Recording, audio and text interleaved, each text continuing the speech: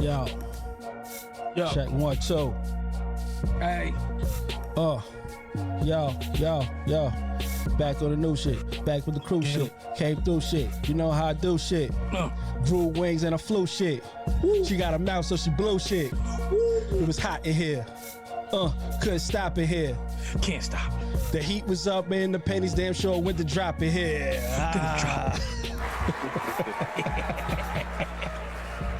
Yeah. Yes. I'm coming with it this week. I'm feeling good this week because I got rhymes this week. Okay, you got rhymes. There's bars this week. Yeah, I definitely got bars this week. I think it was like on a 3-week hiatus. I was. Well, no, we was on like a 3-week hiatus. So. Yeah, that's a fact. The energy was reciprocated. Indeed. Welcome to the fucking Slang Editorial Show, episode 15. I am your man, Doughboy Sums. I'm Coach Cap, I think. He always thinks. Let me tell you, this week is special, man. We got a special co-host up in here with us. You know what I'm saying? Part of this Slang gang, you know what I mean? We got my boy Fadda, DJ Fadda Stallion up in the spot. What's good, y'all? Yeah, so happy to have you here, man. Appreciate it, man. Appreciate it. I'm glad to be here. No doubt. So we definitely gonna turn it up.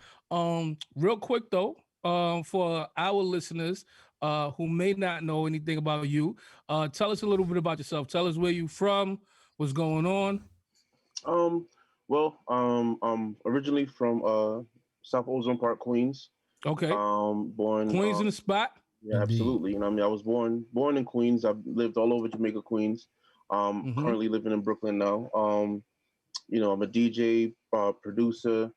Now I have a podcast with the Lion Pit podcast. So we're on all streaming platforms. You know what I'm saying? You know what I mean? I'm just a happy-go-lucky dude, man. Just love music and a geek and a nerd at heart. You know what I mean? No doubt. And just to let motherfuckers know, we're going to drop a little bomb on them. Cap, get ready for them gunshots. You know what I'm saying? My next single that I'm about to put out is produced. You know what I'm saying? About Stallion. Facts. You know what I mean? Tell us a little bit about your podcast and who you got on there with you. And where they can listen to it at. Okay. So once again, the name of the podcast is the Lion Pit Podcast. DALION PITT podcast. You can find me on Apple. You can find us on Apple, Spotify, wherever you get podcasts. Really, we're all over. Amazon, iHeart, and really, what we strive to do is bring the Black college experience to our audience. Okay. Me, Chuck, me and Chuck are the original, two hosts of the show. Okay. And then we went to college together. So we went to a historically Black college, Morris College in Sumter, South Carolina. We just came up with the idea like, we should do a podcast and talk about our experiences at a HBCU. And then we were fortunate to have one of my closest friends, Vern, or he goes by Chocolate Vern, on the show, and my little sister who's a rapper. She joined the show as well. So now we have like this wonderful chemistry of, college graduates and different perspectives as far as being Black and had gone to college, and living in New York. And that's one of the biggest things that we take from it, because like I said, we went to college in the South. My sister, she goes to a Black college, but it's in New York. So like our experiences are different. So the contrast and the conversation, is very interesting. Vern didn't go to a Black college, but he was Black and went to college, so it's like, it works. So Nigga got some education. Yeah, so you know what I'm saying. So it works. You know what I'm saying. We have a great time. And it's a fun, happy-go-lucky show. The conversations get deep. Pause, if that's pause worthy. Pardon. And Pretty much. And we have a lot of fun. You know what I mean? So that's what's up. It's one of those things where we just set up some mics and talk. That's what's up. All right, y'all. Slang Gang, make sure y'all represent. Y'all go out and y'all check the Lion Pit podcast anywhere that y'all can check podcasts out. You know what I'm saying? All right, so we're gonna get into it. First of all, Cap, how was your week? I'm so glad you took that hoodie off, dog, because you was looking like Michael Jackson in the Bad video when he came home from the fucking prep school and shit. When he came home from school. You ain't bad, you ain't nothing. I started getting hot in here. You know what I'm saying? Hot here.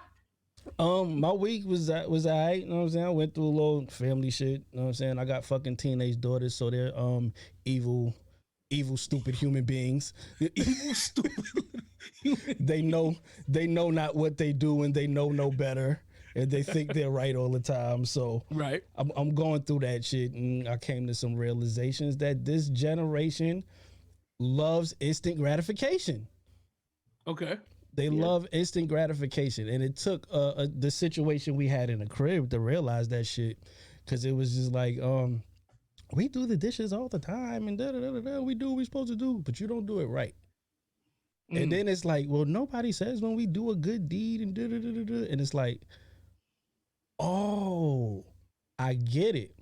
This generation really loves. They really need instant gratification, and if you look at what compared to our life, right? That shit was like, hey, do the fucking dishes or get your ass beat, and you can't go outside and you can't do none of the shit you like to do, right? That's a fact. And do the dishes, and you're not gonna get a great job. You did the dishes. Here's a hug. No, you don't get none of that shit. But in the world that they live in, likes, comments about how good you look or how good you do and all of that shit is instant. There's no time between whatever you've done and, you know what I'm saying, and the compliment. Right. It's always right in the moment. So that's the fucking problem with these goddamn kids these days. I sound like the old angry man, right? But you have been that for a few weeks now. But it's true. It's really true. Like that's what it is in their world. So all right. So knowing that, right? Do you think you need to change your approach, or we keep it traditional to the way we grew up? I kind of feel like I gotta go a little harder, so you know that when you get outside of these doors, it really ain't gonna be that way. You know what I'm saying? Maybe I'm not doing the right thing on my end with being tougher on that shit. You know what I'm saying? Or maybe I'm being too harsh. Who the fuck knows? There's no rule book for this shit, right? But they gotta know that it don't work that way. And you're gonna get out here and you're gonna work a regular job, and you're gonna do everything you need to do at your job. But guess what? They ain't always gonna say good job. That's a fact. They ain't gonna say good job. They ain't gonna, hey, you did so great today. It's not gonna be every day. Nah, you can't. You have something you have to do. You have to do it, get it done, and that's it. And that's it. Yeah, and it's kind of crazy because that's how people end up doing shit to their face, doing shit to their bodies these days. Like it goes into all of these other things when you really, really think about it. And then I gotta protect them from that. I gotta protect them from that kind of thinking and all of that kind of shit. So it's everyday parenting is a fucking learning experience. No doubt. But Fadda, you got kids, right? Yeah, I got two daughters, man. What's the ages? My oldest just turned 13, and I got a 5-year-old, two girls. Oh, yeah, okay. Get ready. Listen, man, you know what I mean? Like raising kids in this time is like, we all, you know what I'm saying? We know it's different, you know what I'm saying? It's a lot different than when we were growing up. You know, granted, my upbringing wasn't as hard as a lot of my peers were. But you know, I still had like, you know, strict parents or whatever. But, you know, it's one of those things where it's like my upbringing, because my mother is Jamaican, my biological father is American, but when my mom remarried, she remarried a Jamaican. So like a lot of my foundational thought process is that of a Jamaican. Right. Did they send you out to get the switch a lot? I thought that was a Southern thing. Oh, I don't know. I thought it might have been whatever's in arm's reach. That's what it catch you with. Yeah, I never got hit with a switch either. I never had to deal with the switch. I got the belt. You never got hit with the switch? Nah, I got caught with the belt, the brush, and then it was just a point where my uncles was like, "Put your hands up." So, oh shit, yeah. Nah, my grandma used to send me out for the switch, bro. See that's definitely a southern thing. Okay. Yeah, for real. Because on my grandmother's side, I've seen my grandmother light my cousins up. You know what I'm saying? Mm-hmm. My dad's side. So yeah, no, that's her thing. That's that southern thing. But, got you. You know what I'm saying? On the American side, I mean on the Jamaican side, nah. But like raising kids now, like I said, I don't want to say they're more fragile than we are. They are. Maybe. I would say that. Maybe. You know what I'm saying? Like, I think they're a little weaker. They're a little weaker. See, the thing is, I don't want to say that they're weaker. I think their thought process is a lot different. Like it's one of those things where like, okay, we worked hard or we went through crap, so they don't have to. So I can't really hold it against them that they're not as rough around the edges like I am. You know what I'm saying? I'll say this. I say they're weaker in the sense of the world that's around them. The world that's around them kind of coddles them a little bit. So, like the bullying shit, right? Mm-hmm. Look, you knock the fucking bully out, or he's gonna keep bullying you. Bottom line, right? Word. You learn how to crack jokes back, or they're just gonna keep fucking picking on you all the time. Like defend yourself. True. You're right. You know what I'm saying? Get out here and defend yourself. So you have that aspect. Then there's the second place trophy kids. You know what I'm saying? Yeah. You know what I'm saying? You got to get a second place. You got to get the honorable mention trophy, the participant trophy. Now, when I was a kid, when you lost, you fucking lost, dog. You know what I'm saying? Funny enough, I feel like that started when we was kids, like that participation award. But everybody was like, "Nah, yeah, but not." Hey, when you was a loser when we was kids, though, you was a fucking loser, and you got called a loser every chance you get, and you had to live with that shit for a good. There was no trophies for the losers when we was coming up. Yeah, like you gotta live with it.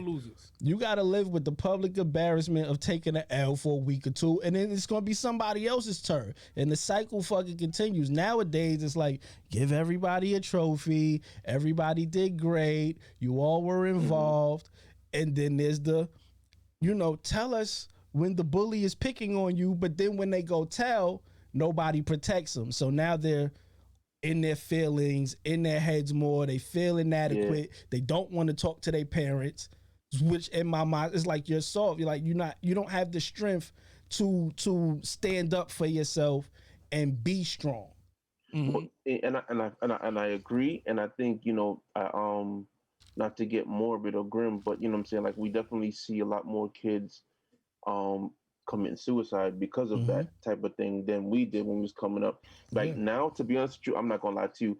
Like at the end of the day, I think we still struggle with knowing how to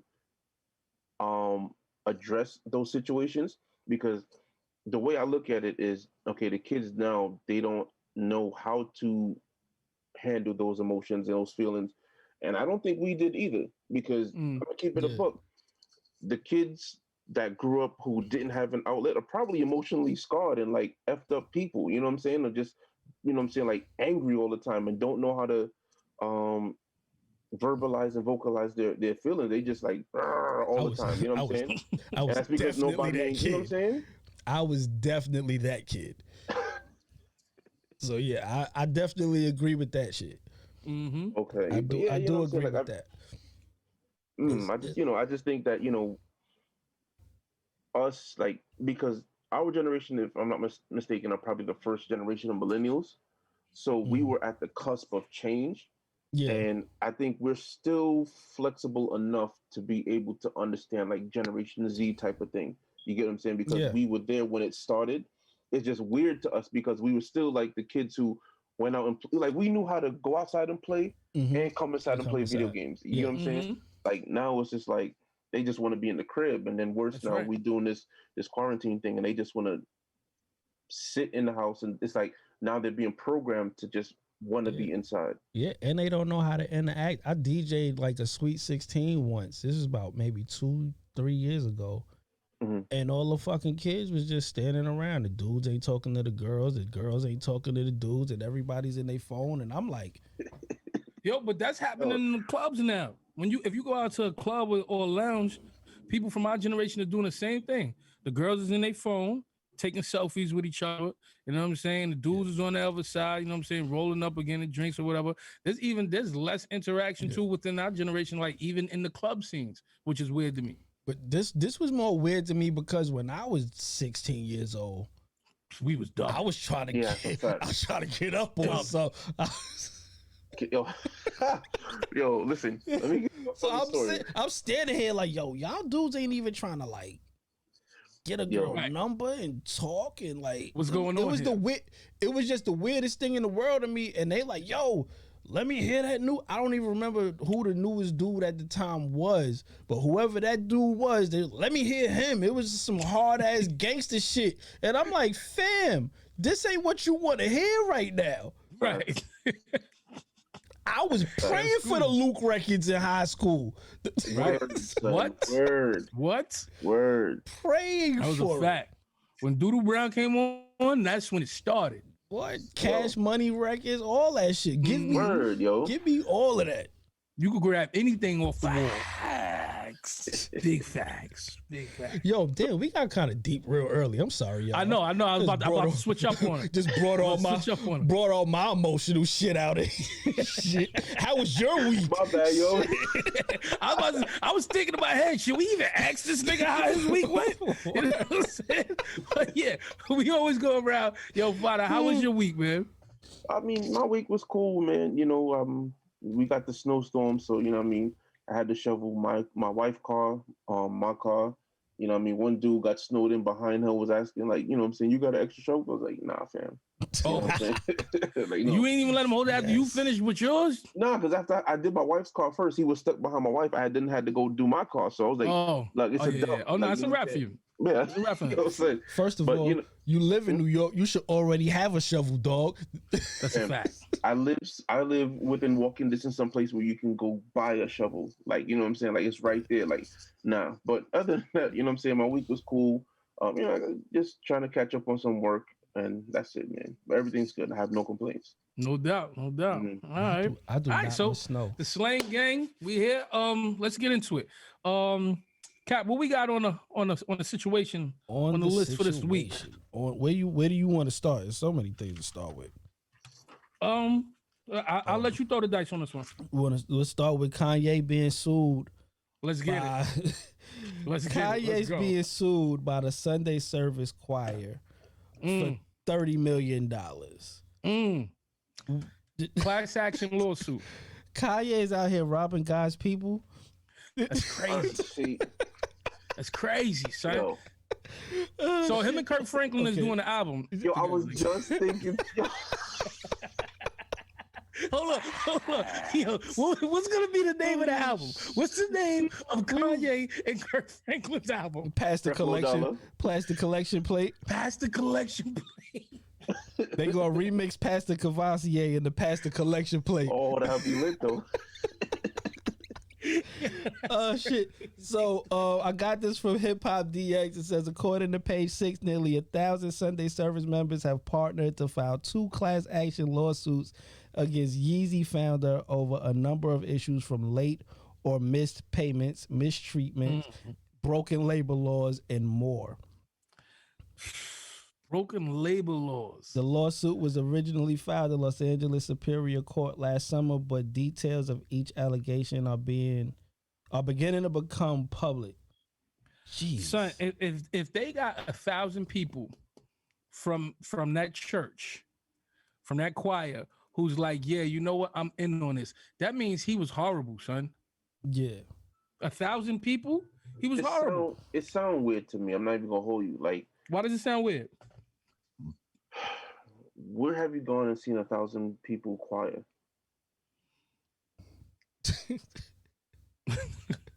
I mean, they probably. It's one of the things, like, okay, we're coming to church and yeah, you can sing with us. But like, who's actually, you know what I'm saying? Like, maybe it's really not 1,000 at one time. Maybe I think they might like cycle people. Yeah, they probably cycle a lot of people, bro. He probably cycles them in because it is a really big choir.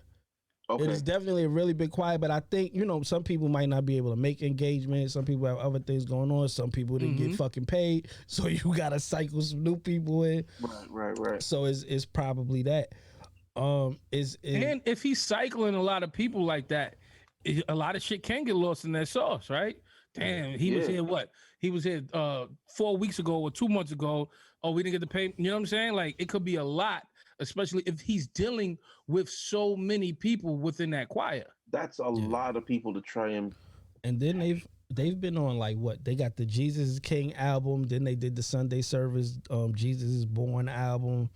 Like there's other shit in there. So like right. They said a lot of the rehearsals were like really long. They didn't eat long, like just doing long hours.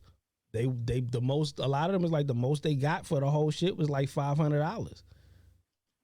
What? Yeah. So that's a good question. Fadda, did they get paid for rehearsals, or do they get paid for rehearsals? Yo, who knows? Or just performances? But if it's saying because if they gotta come to rehearsal, they should most likely get paid. Yeah, but it's saying some people weren't paid on time or at all. That's crazy. Denied overtime, meal, and bathroom breaks. Does it? Fam, first of all, I'm walking out or I'm fighting you. Like, there's no, you ain't telling me I can't go to nobody's bathroom. All right. Yo, but can you imagine Kanye? He's saying, you think Jesus took bathroom breaks? You think Jesus took a pee-pee break? You ain't take no pee-pee break? Jesus walked, but he ain't walked to the bathroom. Jesus walked, but Chris will. Oh shit. Yo, fam. No fucking way, dog. No way. So all right, so I'm really trying to wrap my head around this because, like, I grew up in church, so I'm really trying to like fathom, like, okay, you got 1,000 people choir. Okay, like you said, maybe they cycled some people out. One, that's mad people, son. Now here's the thing: how long did this go on before people was like, "Hey, you got paid"? You know what I'm saying? Like, yeah, because it's like, was it on a trip to Jamaica? Was it on a trip to, you know what I'm saying? Like he took the Sunday service to Jamaica. He done took them to Saturday Night Live. They done travel. Labels be doing that type of thing. Like they'll take what they like they travel. They on the plane. You know what I'm saying? Traveling all over the place. Yeah. He done did a movie. It's crazy. A movie too? Yeah, they did a Jesus is King movie that he put out in like IMAX theaters for like a limited time or some shit. Oh no, they gotta get paid. Does it say how much they suing him for? 30 million. Oh, 30 mil. 30 million, so give or take, they probably gonna get 5 to 10. Maybe. After the lawyer takes their cut? I don't know. No, because you sue up so you can get the number you actually want. Right. So if they're suing for 30, they probably really only wanted 5. But you sue for the 30 so you can get the 5. Jeez Louise. You sue for the 30 so you can get the 5 or hopefully get a judgment for more. But, you sue up. Okay. All right. So hold on. What does this say about Kanye to us, right? All right, I'm just putting out some facts. I'm not taking no side which way or the other. So you have Kanye who talked about, the masters and everything like that, what I'm saying, as far as artists. And then, after somebody brought up about, him owning his artist masters, then he gave those back. Then you see he's doing Sunday service, what I'm saying, speaking the word of God. Okay. And then you find out that he's not paying. He's not letting them take pee-pee breaks. He ain't letting them take food breaks. You know what I'm saying? What does this say about our man Ye? He's if we're going off of this, he's a fucking tyrant and a bully. I was gonna say maybe a bad businessman. Nah, if you ain't letting people take piss breaks and you're not letting them take food, getting their food, and they, you know what I'm saying? Like, you're not paying them. This is a little different than just bad business. I'm gonna speculate, right? Just off how I think he is. He's probably a workaholic and probably expects everybody to work like how he works. So he's probably like, if I'm not going to the bathroom, you're not going to the bathroom. That's a tyrant. I get it, but I just think it's bad business and like, saying like he just like, I don't know if I would consider it a tyrant as opposed to maybe he's just like when he's driven, it's like, you know what I'm saying? Nothing else matters. Like he looks like the type of person like food and drink don't make sense right now. I need to get what's in my head out. You get what I'm saying? Like that's how I see him. Like he has to get this thing accomplished because what I'm trying to accomplish is massive. So, because if you take a break, then he gonna want to take a break, then he gonna want to take a break. Like I could see him be like, just hold off. And people was like, hey, this ain't right. You know what I'm saying? Because they're not on that time. Yo, but you gotta let Samantha go to the bathroom, dog. That's a fact. Right. It's just little Samantha. You gotta let, but think about that, right? Like when you take a break, y'all did like, so say it's 200 people there that day, right? 200 people there that day rehearsing, getting ready for Sunday, right? When y'all take a break, y'all gotta take like a 30 to 45 minute break because more than that. Yeah, because it's not that many it's clearly not that many bathrooms wherever you at. Exactly. So he ain't order 200 porta potties. Yeah. But you got but in the end, like this is a business and there's laws with this shit, and you gotta let niggas eat and take breaks and get some sleep. Facts. And you know what? Sometimes when people are in that mode, like you said, Chris, because that could be, I'm sorry, Fadda. So good, man. All right, cool. That could definitely be his mind state, and you forget, like, oh shit, I could be sued for some of these little things because of how I want to run this business. Nah, fuck that. Let's just get everything together. Let's just do that because you know what? If everybody going to break at one time or whatever is going to be a crazy line, I can get that. But you got to remember, this is a business, and people are always looking for one mistake. Oh yeah. What? Oh yeah. And you a billionaire now? And you're a billionaire now? So they definitely. Oh, he got it. But hold on. Can I throw something out there? Pause. Mm-hmm. Son, let's just say 10 of us is like, yo, I'm hungry. I gotta use the bathroom. Whatever. Mm-hmm. Son, what he gonna do? Like, look, I gotta go, bro. Like, I can't stand here and, you know what I'm saying? Like, yo, we gotta go, son. He can threaten them like all the other dudes do. All right, I'm gonna fine you. Fine me. I'm gonna dock your pay. Son, do what you gotta do. I gotta just as quick as this hit the news, son. It'd be a dub. Let me tell you, I'm either gonna go to the bathroom or I'm gonna go right here. Yeah. This is what God wants you to do, my brother. It's gonna be a go into nature. It's gonna be a holy golden shower from raining down on thee. Yeah. Holy golden facts. It's gonna be champagne for everyone in this motherfucker. Throw your diamond in the sky, nigga. Oh shoot. Watch this throne, motherfucker. Where's the porcelain throne? Oh my goodness. Yo, yay. Pay them people, man. Pay them people, man. Pay them people. That's a fact. Oh shit. Where we we done with yay? We done with yay, man. Until we get some, we gonna, this is part 1. This is episode 1 of the Yay sitcom. We're gonna come back to that when we get some more information on it. Yeah. Is this disturbing news? Method Man? Smashing Wendy Williams? Smashing Wendy back in the 90s? Wendy in the 90s was aight. Yeah, I said, let me Google real quick and see how she Wendy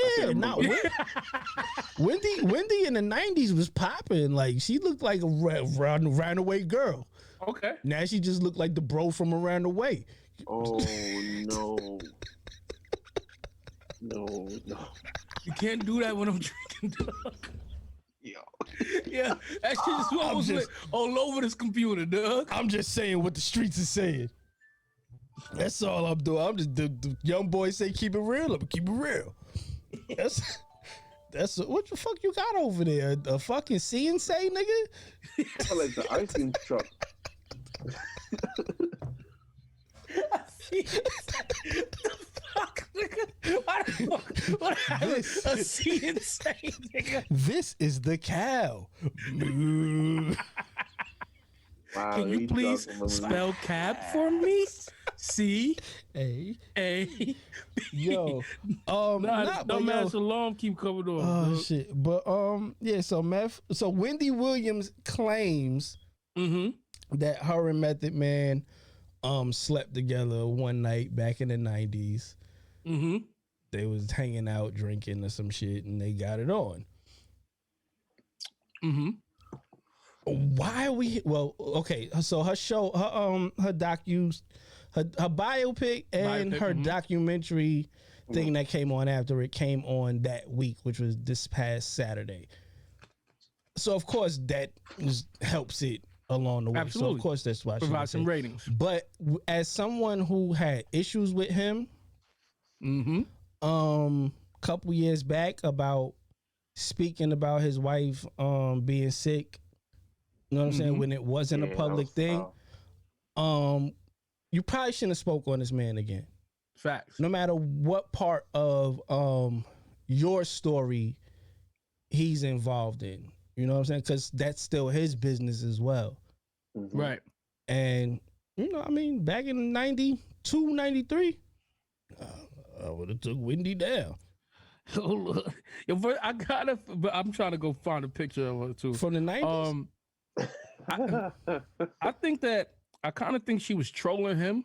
You know what I'm saying? Because it's not like, this isn't something that we knew about. Yeah, she said it like, I don't know why he's mad at me. He's mad at me, but I don't know why. But and she said, because I'm me, because I'm being myself. No, what bitch, are you talking about? Fucking being yourself. Told the world his wife had cancer a couple years back, bitch. Like, you told his business, that you telling his business again.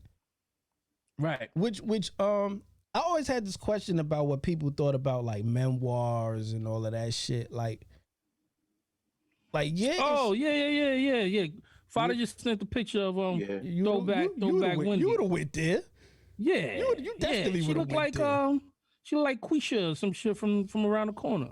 Yeah, she definitely was sitting on the stoop with a 40 with you. Big facts. She was yo, he's taking it down. Trust me, 93, he's definitely taking it down. He's trying to front right now because you know what I'm saying? She's starting to look like Donald Bromwell.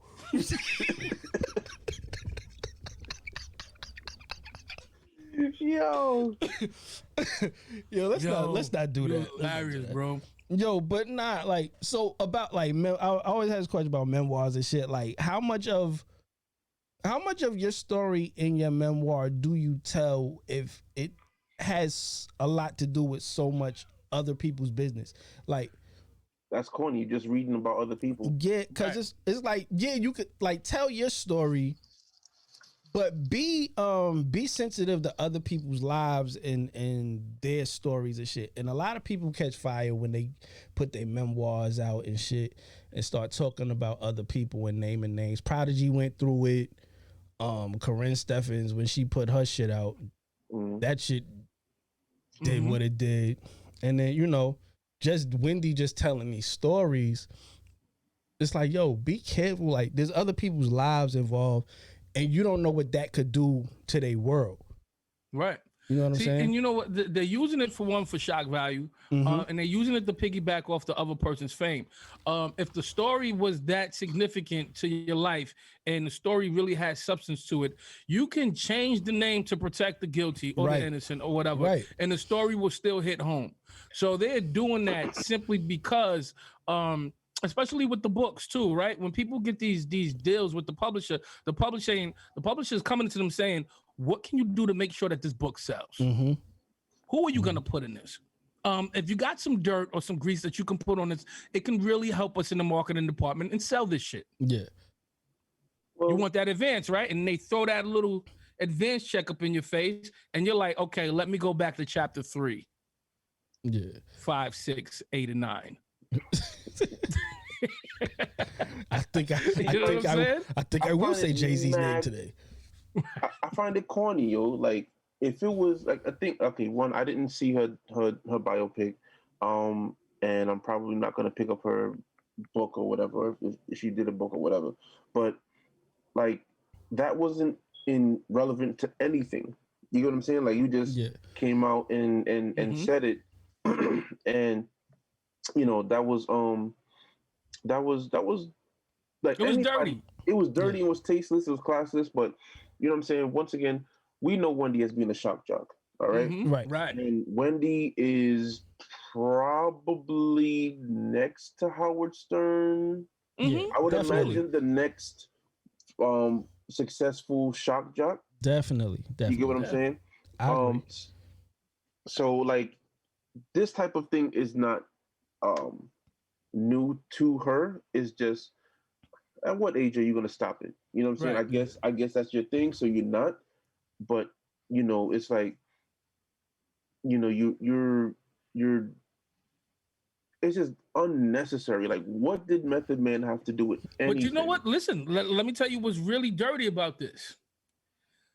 Method Man ain't the one that's really hurting from this. It's that wife of his. She's done basically came at this woman twice. Method Man, he's been in the game for a minute. His skin is a little tough on bullshit like that. It's the woman who's at home who ain't signed up for this shit. You know what I'm saying? I'm over here sick, might be dying of fucking cancer. I ain't even get to tell my family, and this dumb bitch out here telling my business. Yeah. Now I gotta go and handle this when I'm already trying to handle it myself internally. And then years later, you want to come back and you want to say some dumb shit again, hitting me. Method Man ain't. It's her. It's the wife who's really getting the brunt of this shit. So that's what's crazy that I don't think that she's thinking she's using Method Man's name, but at the end of the day, the one that she's really hurting and affecting is his wife. Right. Who ain't no she's not a public figure. I don't even know what Method Man's wife look like. That's a whole fact. That's good. You know what I'm saying? Fact. So it's like, yo, you doing that to this woman, dog. You know what I'm saying? And I heard Method Man's wife had put out a statement. She said, yo, you know, for years I've stayed away from this shit or whatever, but you know what? I'm tired of this chick. And she went after Wendy. Like you always pulling women down and all this other shit, talking about other people's relationship. You couldn't even hold yours down. You know what I'm saying? She said, yo, that depression made you ugly inside and out. I was like, ooh. Well. Ooh, she got some bars. So, well, there you have it. There you have it. Facts. She got some bars. I will. Go ahead, bro. No, I'm just saying, like, it's whack, but, like, what do you expect from Wendy? Like, you know what I'm saying? Like, Wendy has built her her empire off this type of thing. You get what I mean? And like I said, when she was on Hot 97, you know, she put herself in hot water where she had to hop, skip, and jump away real quick. You know what I'm saying? Then she you know, I think that's when she went to Philly. Yeah. And then from Philly she came back and did BLS. And you know what I'm saying? To be honest with you, I'm gonna keep it all the way a buck. You know what I'm saying? The audience is to be responsible for the monster that Wendy Williams is. Wendy Williams is no different than the gossip shorty that just know everybody's business and talk about it. Yeah. Right. You know what I'm saying? They put a mic in front of her and, you know what I'm saying, like she just went on there and started talking all the stuff that she would normally do. I'm going to keep it a buck. If she was just the normal chick in the street, Wendy would have got beat up 1,000 times over. Oh, yeah. Facts. You know what I'm saying? Like that's just the way I look. And I'm surprised hands and feet haven't been put on this woman yet. But I'm not calling for violence. I'm just saying like the bear that she keeps poking. I'm surprised they ain't wake up yet. I'm pretty sure Wendy had security. No, her husband was her husband was her security. That's what everybody said. Her husband just was him alone? Yeah, her husband was a well-known dude. Yeah, I know that. He was heavy. He was heavy. So, you know what I'm saying? He put a call on, put that, don't even try it. He put the don't even try it call out and motherfuckers are back off. Okay. You know what I'm saying? So that's why she was safe enough to say a lot of the things she was saying. You know what I'm saying? So that situation is done. So. I'm sure even without him, she was going to say what she wanted to say regardless, because that's just... So I watched the biopic, and I ain't gonna lie, it was good. Yeah, it was actually good. She has a really good story. Like she has a really good story. I feel like that, when they show like the early parts of her life, they could have gave a little more of it. It kind of like they kind of like rushed it a little bit. I feel like they could have gave a little bit more, but it was a dope story for a 2-hour movie. It was a dope story. And then when she she has like a little documentary thing afterwards. It's probably about an hour, and she tells her story, and like she got a deep story. I could take 3 hours to Wendy Williams though. I mean, separate it. Watch the fucking biopic one day. Watch the fucking documentary another day. I mean, shit. Salt and Pepper's movie was 3 hours, and I feel like Salt and Pepper shit was 3 hours, bro. 3 fucking hours, dog. And in my mind, I'm like, y'all couldn't split this shit up. How did you feel about it? How did you feel about Salt and Pepper joint?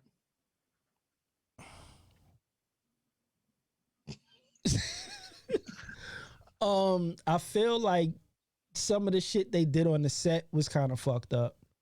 Like, you shouldn't have CDJs up there when they wasn't using them shits back in the fucking 80s. For real? Oh, you analyzed it. Yeah, I see shit like that.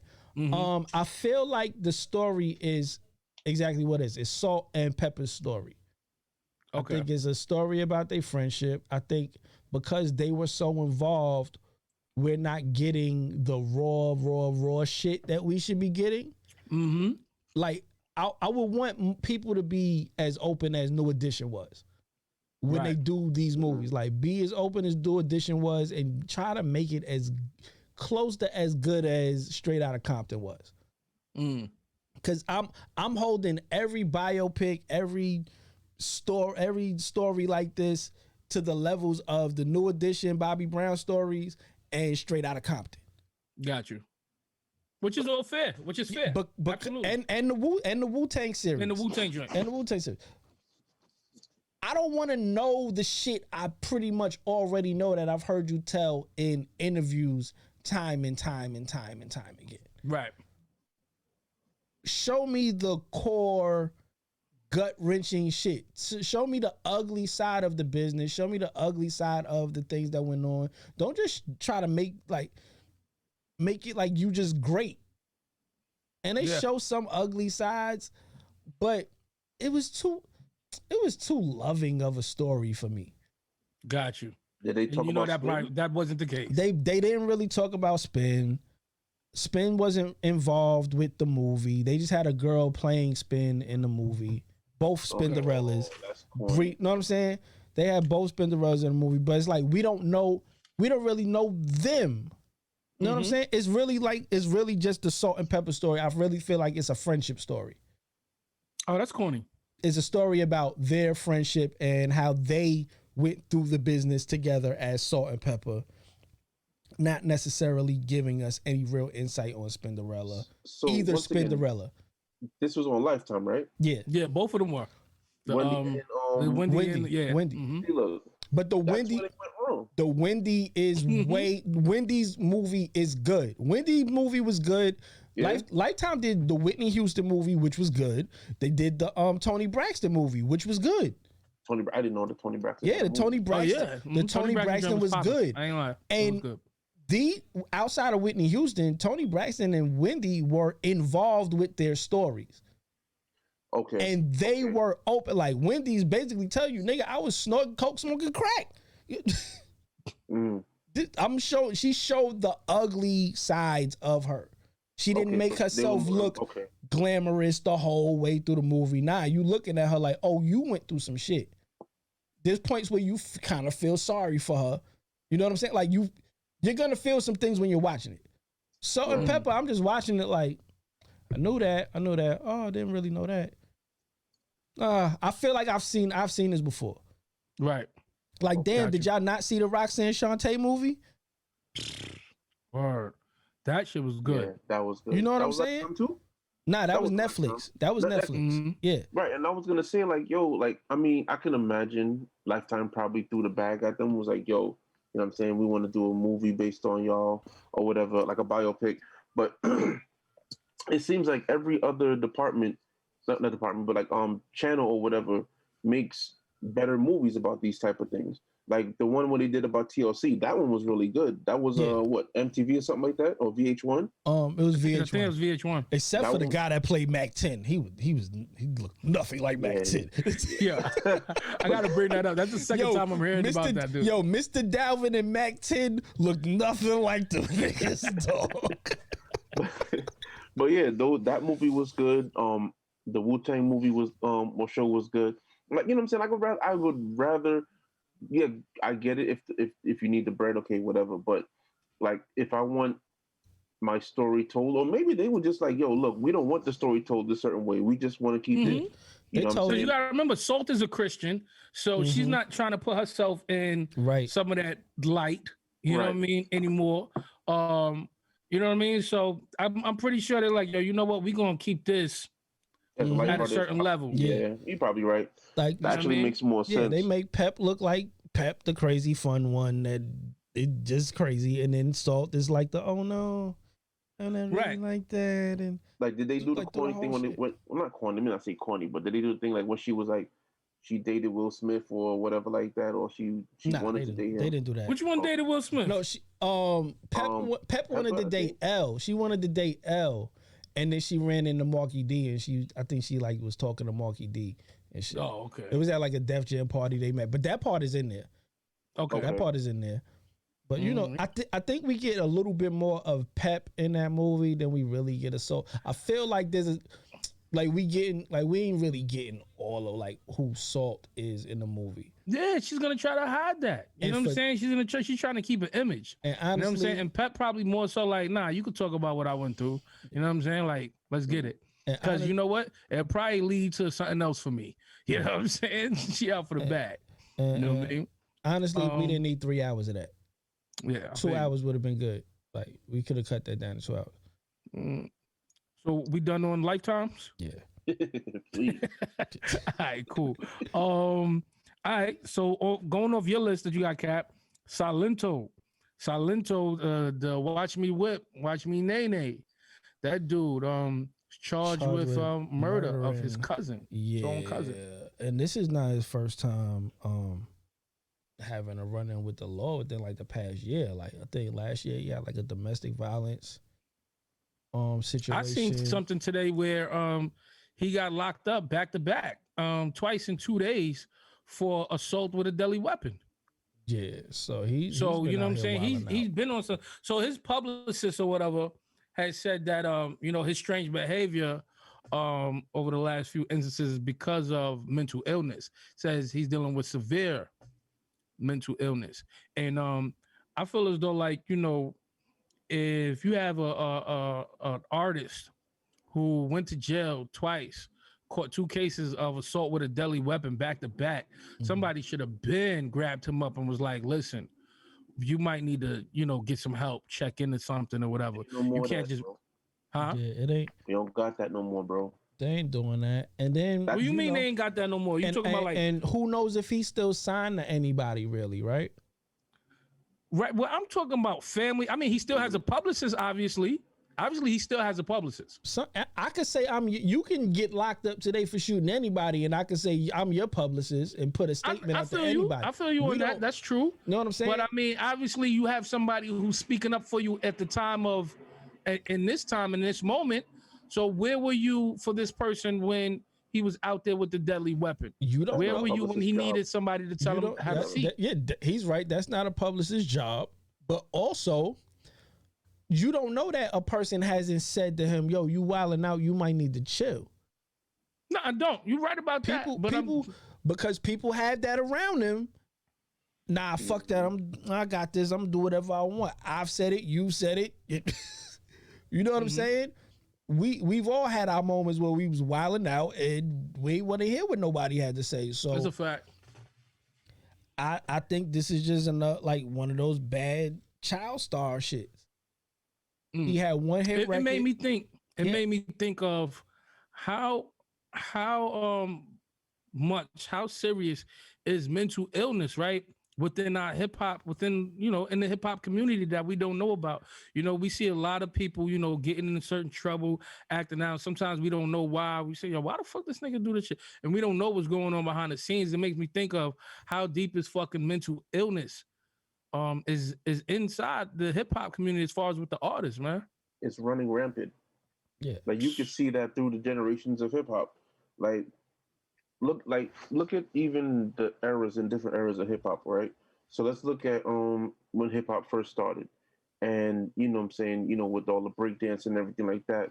But then you had songs talking about all the negative things that's in the neighborhood that they're trying to get away from. That's a cry for help. That's off rip. That's a cry for help. The message is a cry for help. Right. Then then we go to the 90s hip hop, right?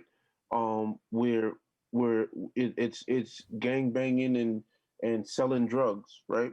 Another cry for help, fam. I don't know what else to do. All I'm around is negativity, death, and black clouds. Like, you know what I'm saying? It's a cry for help. We still ain't get help.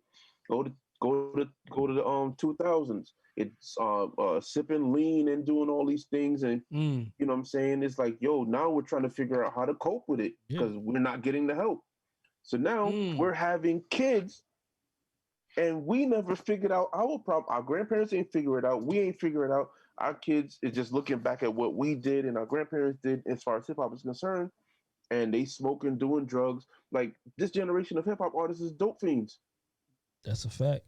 Like, they don't know how to cope with issues. So mental illness is running rampant within hip hop, within our community.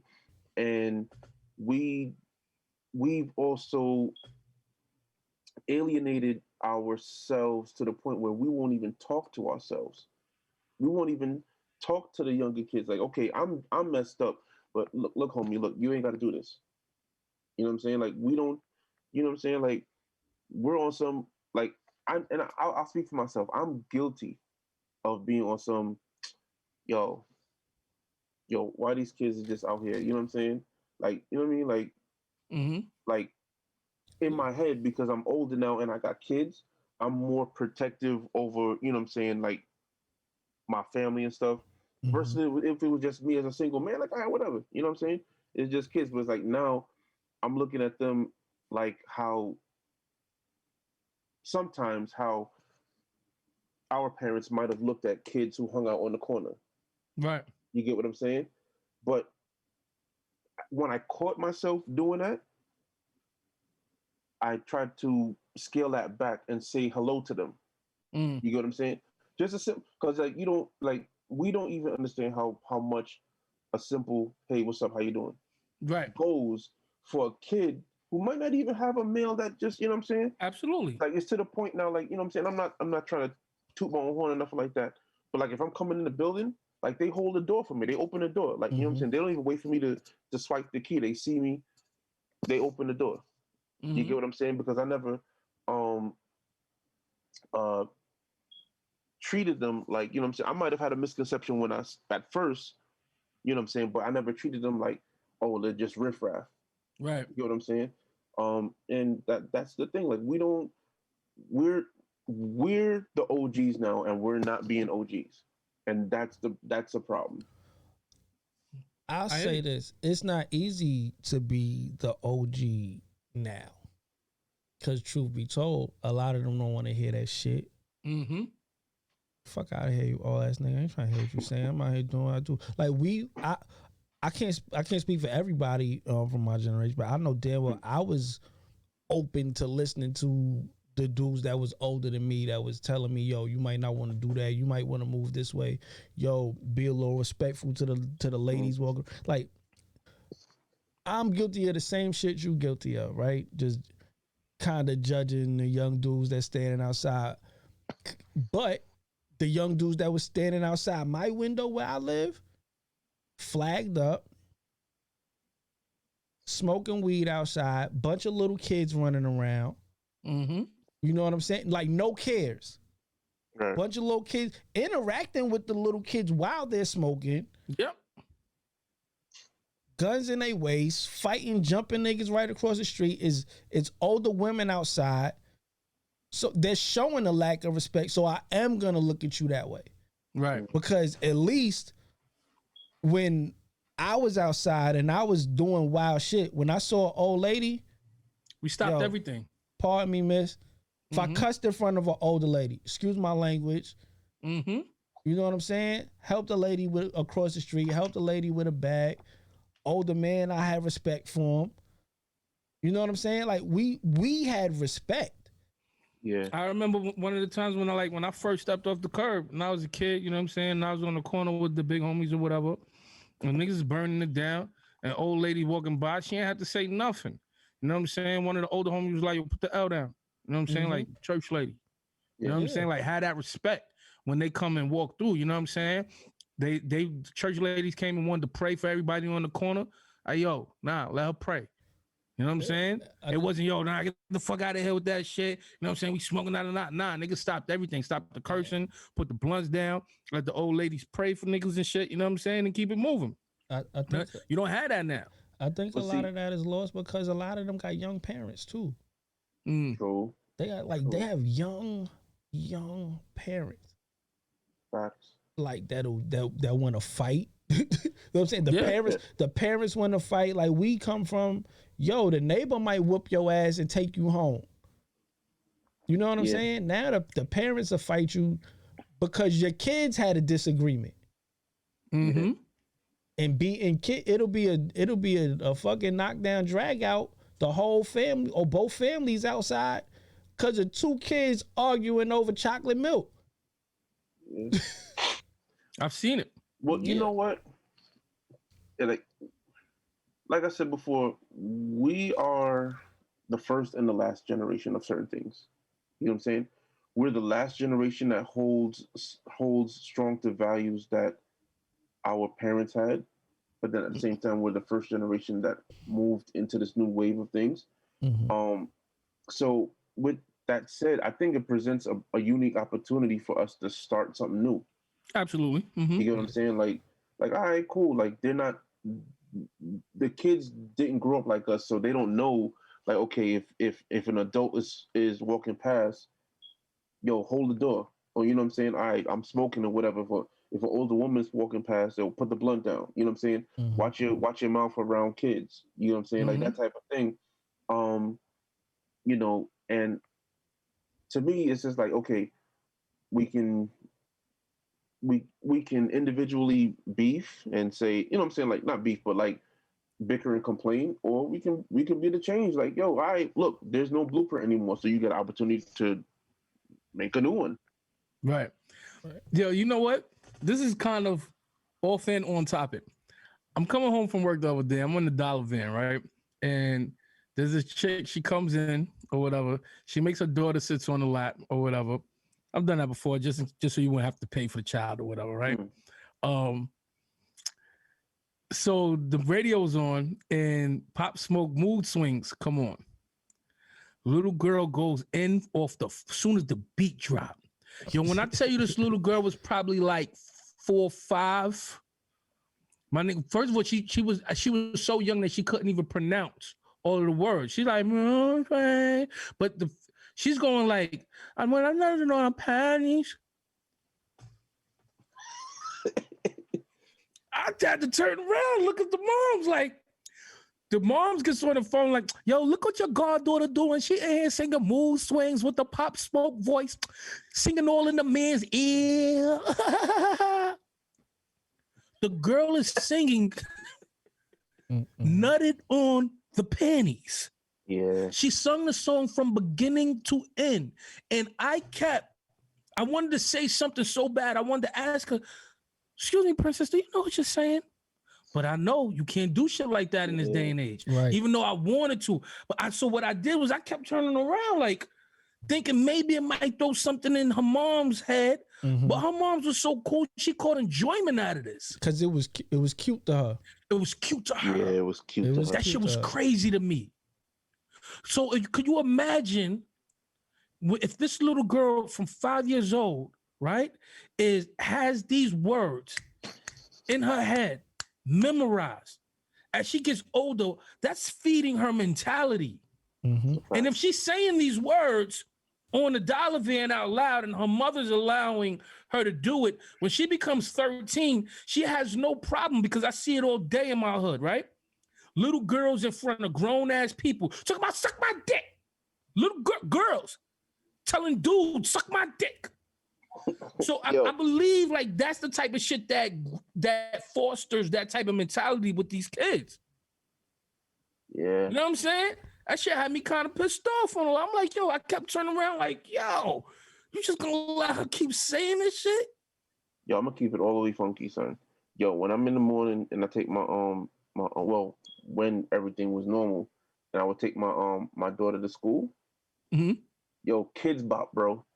Kids bop. Facts. Kids bop, son. I Facts. don't care, That's son. what it's supposed to be. Age appropriate shit. Yo, son, I'm listening to kids. Yo, it like, I mean, at the end of the day, I know the songs anyway. You get what I'm saying? It's just, just the kids' version to them.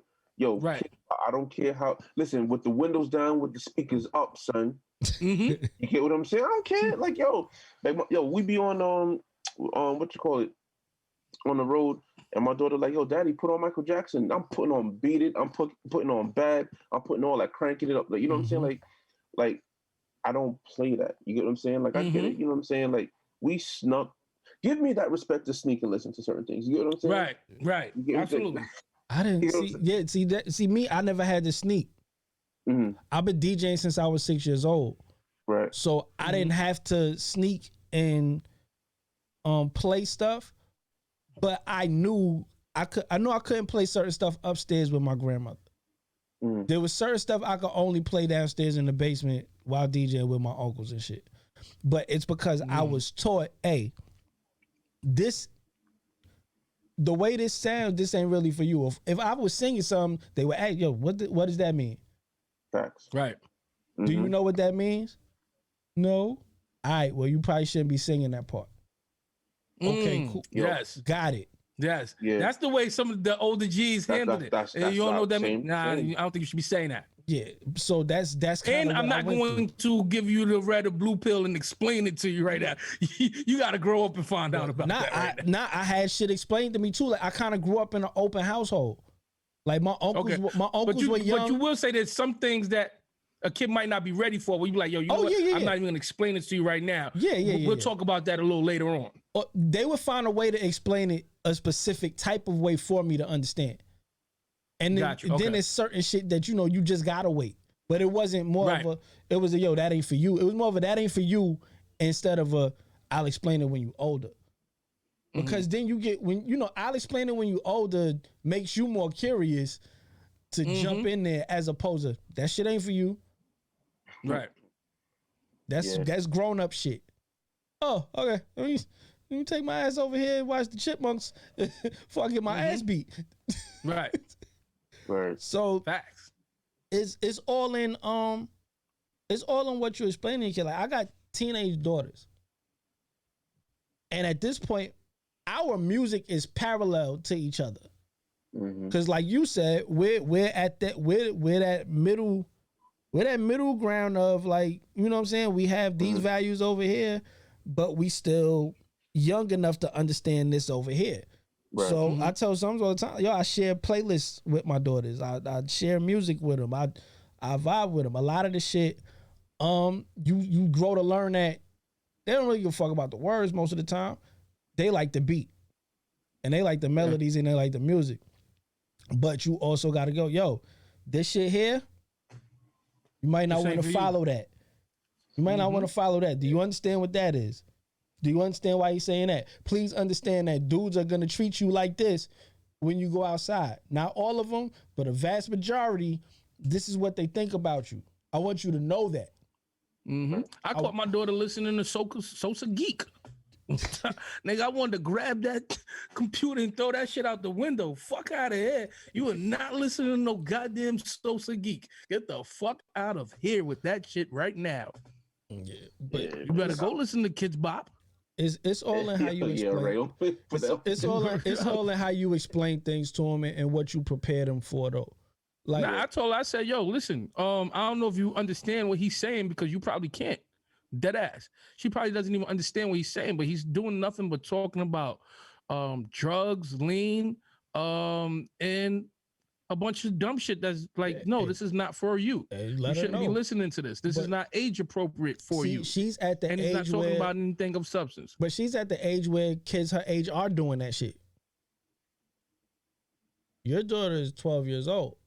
I don't think they out there doing lean. No, they're doing it. They getting it. They getting pills, whether prescribed or from their friends or they older cousins or whoever.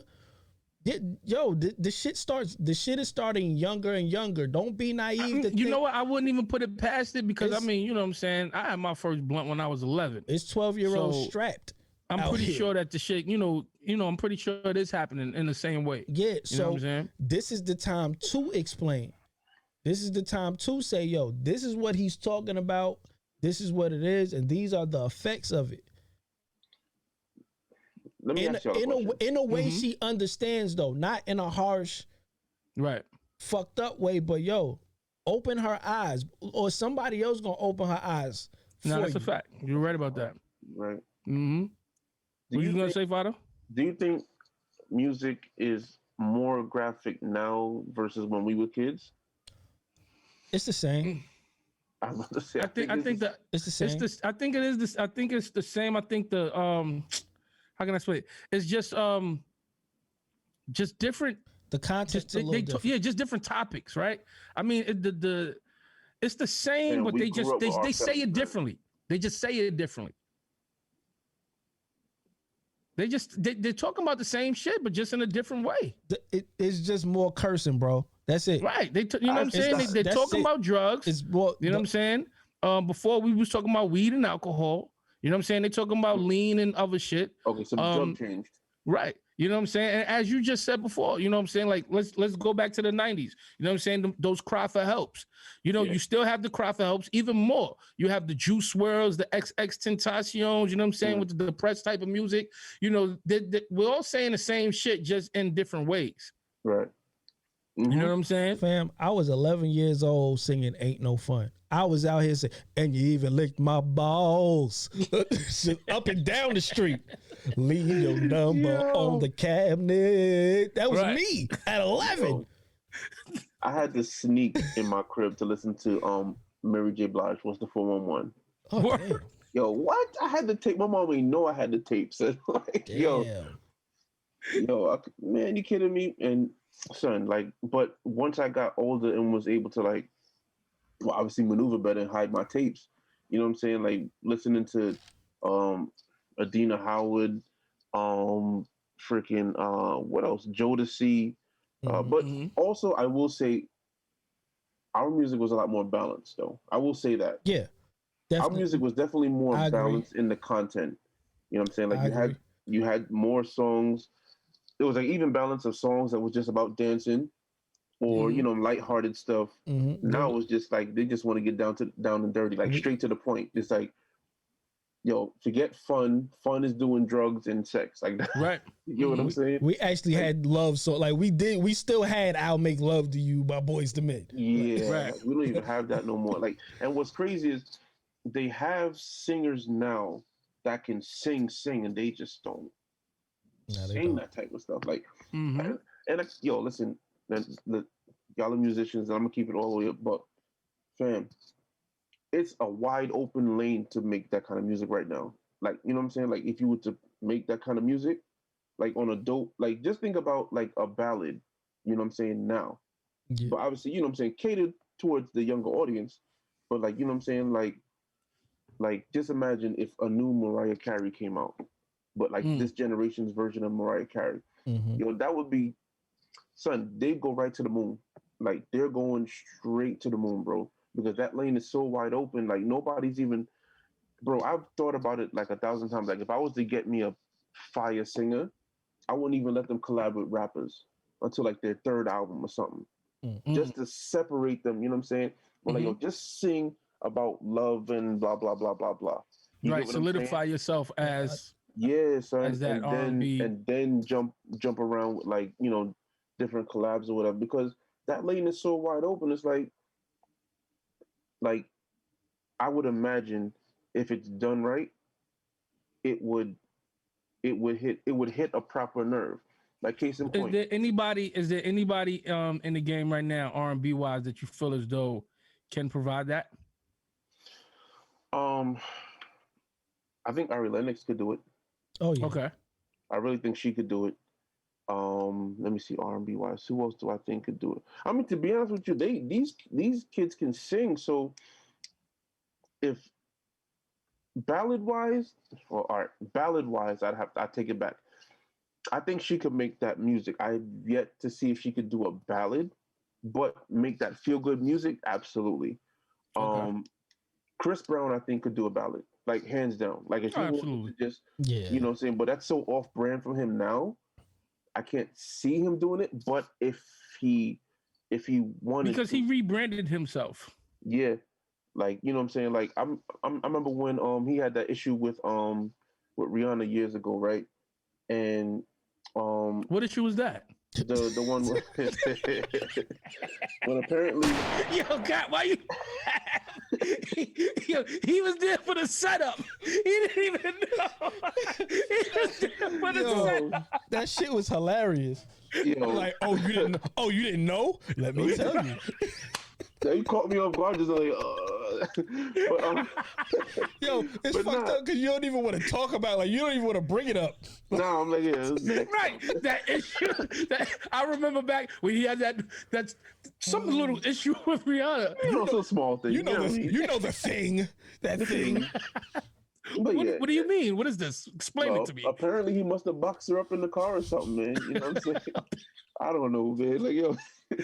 Allegedly, I don't know what to say, man. Anyway, long story short, you know, I said to my peoples, I was like, yo, this is crazy, like, but I feel like he could have sang his way out of that issue. I said if Chris Brown would have dropped a "You Saved Me" like R. Kelly did, damn, it would have been swept under the rug, in my opinion. You know what I'm saying? Like, yo, just sing a song of redemption and something, like sing. There ain't got to be no drums or nothing, just strings, yo. R. Kelly came with "You Saved Me" in Heaven I Need a Hug. We forgot about everybody. We was bounce, bounce, bounce, bounce. Right. Bounce. Is there any situation you can't sing your way out of? Yo, he damn sure sang his way out of it. R. Kelly could do it. I don't know, son. And this dude is. He sang his. We forgot for 15 years. Right. No, yo, him and Bill Cosby are sitting in the cell together, and Bill's like, "Nigga, teach me how to sing." Yo, son, my man's putting like, pops ain't getting you out of this one. When "You Saved Me" came out, like what, early 2000s, right? Yeah, early 2000s, and that had to have been around the time the tape came out. You feel me? My man saying "You Saved Me," and we forgot everything. Yo, and I've told people this before. It's no coincidence this man calls himself the Pied Piper. Facts. It's no coincidence. And it's the fact that my man, it didn't even catch on. You get what I'm saying? Like, my man called himself the Pied Piper. Yo, kids don't even know what the Pied Piper was, son. Like, you remember the story of the Pied Piper? He played the flute, and he, took all the rats out of a town. They ain't pay him, so what he did? Played the flute and took the kids. And took the kids out of town. Yeah, son. Like, yo, son, like, how we ain't catch that? But granted, we was kids then, but how our parents ain't catch that? You get what I'm saying? That's a fact. But long story short, my man came out there singing "You Saved Me," and then what's the other song that I love? Turn Back the Hands of Time. Son, my man sang his way out of problems, bro. Yeah, he definitely did. I know. I remember being at a party, and I was with some of my family members like the day before who was at this party, and they was talking crazy about R. Kelly. But when we was at this party and "Step in the Name of Love" came on, all of the women who was talking shit about him got up and was like, "Whoo, that's my jam!" Yeah. Fixing their wigs and jamming. You know what I'm saying? I'm like, yo. When they came back to the table, I said, yo, do that again, y'all don't. Huh? Don't ever do that again, dog. Woo, we jamming. Fixing the wigs. You know what I'm saying? You see how I got you to do it? You see how I got you to do it? If I would have said, yo, if I would have said do that again, you would have did it. But I said, hey, don't do that shit again. You would have That's a fact. Yeah, that's a fact. Fucking Yoda ass. Nah, you did something right again. If you would have said do that shit, I'd probably be like, nah, chill out. Facts. But you try to tell me don't do something, that's when I'm like, nigga. Nah, but yo, they started jamming. I'm like, yo, y'all don't even see what he's doing. He plays the music and gets y'all all going, and y'all back up there dancing and all of that. You know what I'm saying? That equates to what? The DJ keeps playing his joints at all the events. Yeah. After a while, all you think about is the music and how it gets you now. You forget about all of the allegations and all of the other shit, all of the videotapes, you know what I'm saying? The Dave Chappelle skits. You forget about all of those. Yo, can I tell you, like, okay.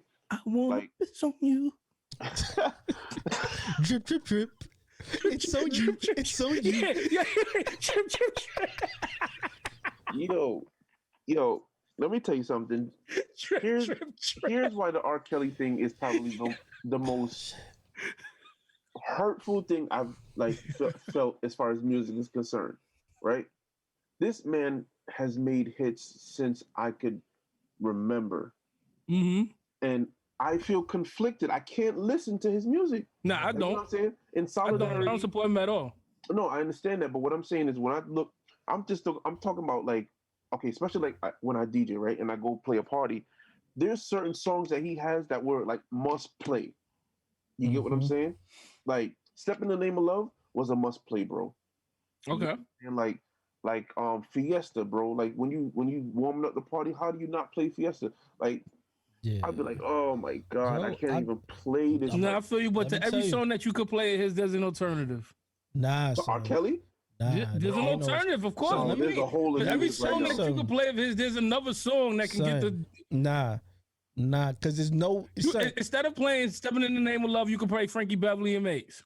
Nah, it's not the same effect. It's not the same vibe, bro. It's not the same effect. See, y'all two DJs, so y'all gonna agree on we know because we see the dance floor differently. Like you speaking, I know.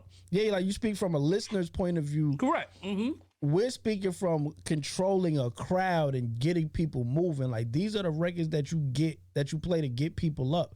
Like nigga, I can't let go of Clubbing by Marcus Houston. I'm sorry. I can't let it go. I can't let go of Bump Bump Bump, bro. I can't, cause yo, that shit fucking jams. Yeah, bro. That shit knocks. So it's definitely like you definitely feel conflicted with playing the records, but I'm gonna play what the fuck I want at this point. Like we know what the fuck he did. He's behind bars. The music is good. Goddamn it, I can't. Yeah, I mean, and there's some people who can separate. And I'm not saying that you should or shouldn't. You know what I'm saying? Separate the artist from the man behind the music. You know what I'm saying? If you can do that and that's your thing, that's cool too. You know what I'm saying? Real quick, before we get to some people separating, you'll never mind. I'm not even gonna go there. Hold on. What? Go ahead. You can't stop now, son. Yeah, you can't stop now. It's some people separating people they know from. Don't say the good part of them from that person behind closed doors with other people. Explain. I don't know what you mean by that. Talk about it. It's some aunties, uncles, steps, whoever. You know what I'm saying? And there's people that separate and look the other way. It's some preachers. So it's a lot of people that if we want to really get into it, there's a lot of people looking the other way and separating the person from the allegations and the crimes or whatever. That's crazy. It's crazy. But you're right. You're absolutely right. It's been going on. It definitely goes down right in your family. I mean, it's motherfuckers that chill with murderers every day. Know they murderers. Know that they bad on that level and separate that and be like, he's a good guy. Well, people get shot every day. Let's not just leave it at that. You know what I'm saying? It's just all around. We'll turn a blind eye to a lot of shit, bro. So I'll be damned if I can't dance. That's all I'm saying. That's a fact. That's a good one there. That's a good one there. Yo, real quick though, let's give you know what I'm saying, some flowers to the sister queen Cicely Tyson who passed away this week. Indeed. Rest in peace. Word up. beautiful actress who we've seen around. I mean, possibly before I was born. My whole life, absolutely. Our whole lives, you know what I'm saying? And playing nothing but phenomenal roles. Nothing but phenomenal roles, you know what I'm saying? And to see somebody who still was so active at such a young age, I mean, at such an old age, and still out there, man, that's such a blessing. So definitely wanted to give some flowers to Cicely Tyson. And Dustin Diamond, man, our boy Screech. Our boy Screech has passed away from Saved by the Bell. You know what I'm saying? And what's crazy is I heard about that last week. Yeah, he was sick it came out that he was sick like probably 2 weeks ago. And then they announced a couple of days ago that he passed away. Yeah, so like last week on the half maybe, I heard they had stage 4. Yeah. Once you have stage 4 cancer, it's over. You know what I'm saying? It's already a done deal. And I knew, I was like, damn, he got stage 4, man, it's gonna happen soon. And I didn't know it was gonna happen so soon. But man, shout out to the boy Dustin Diamond, man, Screech. I just wanted to get that out there, you know. And other hip hop news though, Cap, you was telling us that off air that Casanova got denied the bond or whatever. Yeah, they denied him bond. They said then he raised the money though. That don't mean he got the money up, right? Shit, the Schmurders raised the money too, and they denied. Nah, I know that don't mean nothing when they deny you, but I'm just saying, because wasn't it like a $2.5 million bond? Yeah, raising the money don't mean shit. They think he's a threat to society. Damn, son. My nigga, that's just crazy. That nigga, it took a little minute for, you know what I'm saying, to get up that 2.5, got it up, and they denied you. Yeah, well, I don't think it took him long to get the money up. I just think the court dates. Oh, okay. Court dates determine. You know what I'm saying? You got a specific. I thought I had heard something where they was like he was trying to get the bread up. Nah, they had the bread. It was just they had the bread. It's just, you know, court dates. When your bond hearing, you have to have a bond hearing, and in a case like that, that's gonna take a minute. So, you know, they think he's a threat to society and he's gonna cause trouble and wreak havoc when he gets out. You know that's all bullshit. They know he has a... Yeah, absolutely, because I'm about to say, is any of his charges even violent offenses? I don't even remember what. You know what I'm saying? Like that. I don't recall any of his charges being violent offenses. So much has gone on in the time between him getting arrested and now. That shit, I don't know. I'm no journalist. I just do a podcast. Well, shout out to the homie Casanova, man. Hopefully, you know, he's holding his head behind the walls, and things will work out for the brother. Yeah, man. You know what I'm saying? So in other news, I don't know if y'all heard about Game's rant on Clubhouse. He was saying that he's the best, toughest rapper out of Compton. Nobody can see Chuck when it comes to the bars. He said he's the best rapper out of Compton. He did. He even said toughest. He said toughest too. Better than Kendrick. He said toughest too. You know what I'm saying? He wants all the smoke. I mean, he should think like that. He wants all the smoke. He said he's better than Kendrick. He should think like that. You an MC, you should think like that. Okay. I'm a believer in MCing. I'm a believer in being the best MC. I'm an MC myself, and I feel like I'm better than everybody. Better than you, Sums. That's how I feel. And I'm supposed to feel that way. And he's supposed to feel that way and talk that shit. And I'm going to be honest with you, he has ground to stand on to talk his shit. Oh, Chuck definitely does. Chuck is fire. Chuck is that guy. But let me ask you, with all that being said, though, pin game. Who you think has the top notch when it comes to the pin game? From Compton? Are we talking Compton? Because he's talking Compton. Right. He's saying he's the best out of Compton. Specifically now, I'm just thinking about Kendrick and Game, because both of them got bars. Both of them can spit their asses off. So now, with that being said, being that he threw Kendrick's name in the pit, you know what I'm saying, in that Lion Pit. Shout out to the Lion Pit podcast, by the way. Yeah, I said. Who you think actually comes out number one with the pin game? That's a fight I gotta see. Yeah, it's a hard one because we not talking about mediocre MCs. Correct. Yeah. We're not talking about mediocre MCs, and we're not talking about motherfuckers that's soft or have a weak like presence. Yeah, they'll both take on the challenge. Right. I couldn't call it. Yeah, I got go down to preference. I would have to see. And also too, you know why it's hard to call? Because the styles, even though both of them can be aggressive, their approach is totally different. Yeah. You know what I'm saying? Game will come on some, nigga, I'm a gangster, but I know how to spit too. And you know what I'm saying? I got bars. You know what I'm saying? You can't fuck with me. Kendrick gonna come at him with, he's gonna spit on him. You know what I'm saying? Like they both have a high level of aggression. I will they tell both you this. have very witty lyricism. You know what I'm saying? But they just come from two different approaches. I'm gonna tell you this though. Game is battle tested. Game has went up against and attempted to go up against the best. Avoided. You said what? But Kendrick has avoided that? Yeah, he's avoided because of look who's in his class that's avoiding him. The only person that tried was Meek, and that shit was trash. So, which Meek shouldn't try to battle nobody. Like it's like okay. To me, in this let's go Kendrick's class. Let's talk their classes. Let's be real. Let's talk their classes. Game was going up against G Unit, all of G Unit, Joe Budden, and a few other niggas from that era.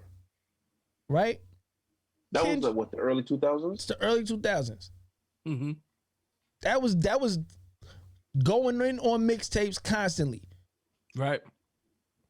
And he's been in multiple freestyle sessions with niggas that are crazy off the top. With Kanye, Charles Hamilton, with Joe Budden, with like he's off the top. Damn, Charles Hamilton. Right. This is shit I've seen. You know what I'm saying? This is shit I've seen. Yeah. Then you have check on him. Do a wellness check on that man. Then you have Kendrick. Who does Kendrick have to go up against? J. Big Cole, Sean. Drake, Big Sean. Nobody wants to see him, and nobody's even gonna try. And if anybody does, Drake, they say it subliminally. Yep, there was Drake, the J. Cole. It's Big not. Sean. It's so I can't. If he, I'm gonna edge Game just a little because I know he's battle tested, and I know he has that like. He has the energy in him. I've seen it, right? It's like, see, you know the dude that has had a bunch of fights, you know he can fight. The dude that everybody avoids, we don't know how he's going. Yeah, we don't know what he can do in a fight. We know he can possibly fight. He's strong. He's a little big. But he might get knocked the fuck out. But see, okay, in that same analogy, right? Like if you watch battle rap, to me, this is how I equate it, and I could be wrong. It's like if you put math versus DNA. You get what I'm saying? Like if you put math alpha versus DNA. Like that's to me how I'm looking at it. Because you know math is gonna come with that gritty, you know what I'm saying? Like I'm up in your face, like I'll beat you up type of bars. But you know DNA is gonna probably outball him. Like, you know what? That's a very good analogy, actually, now that I think about it. That's really kind of spot on. DNA is like one of my least favorites. Word? Your word? Yeah. You bugging, man. Golly. Nah, DNA is one of the best. First of all, he's from Queens. That's one. All right.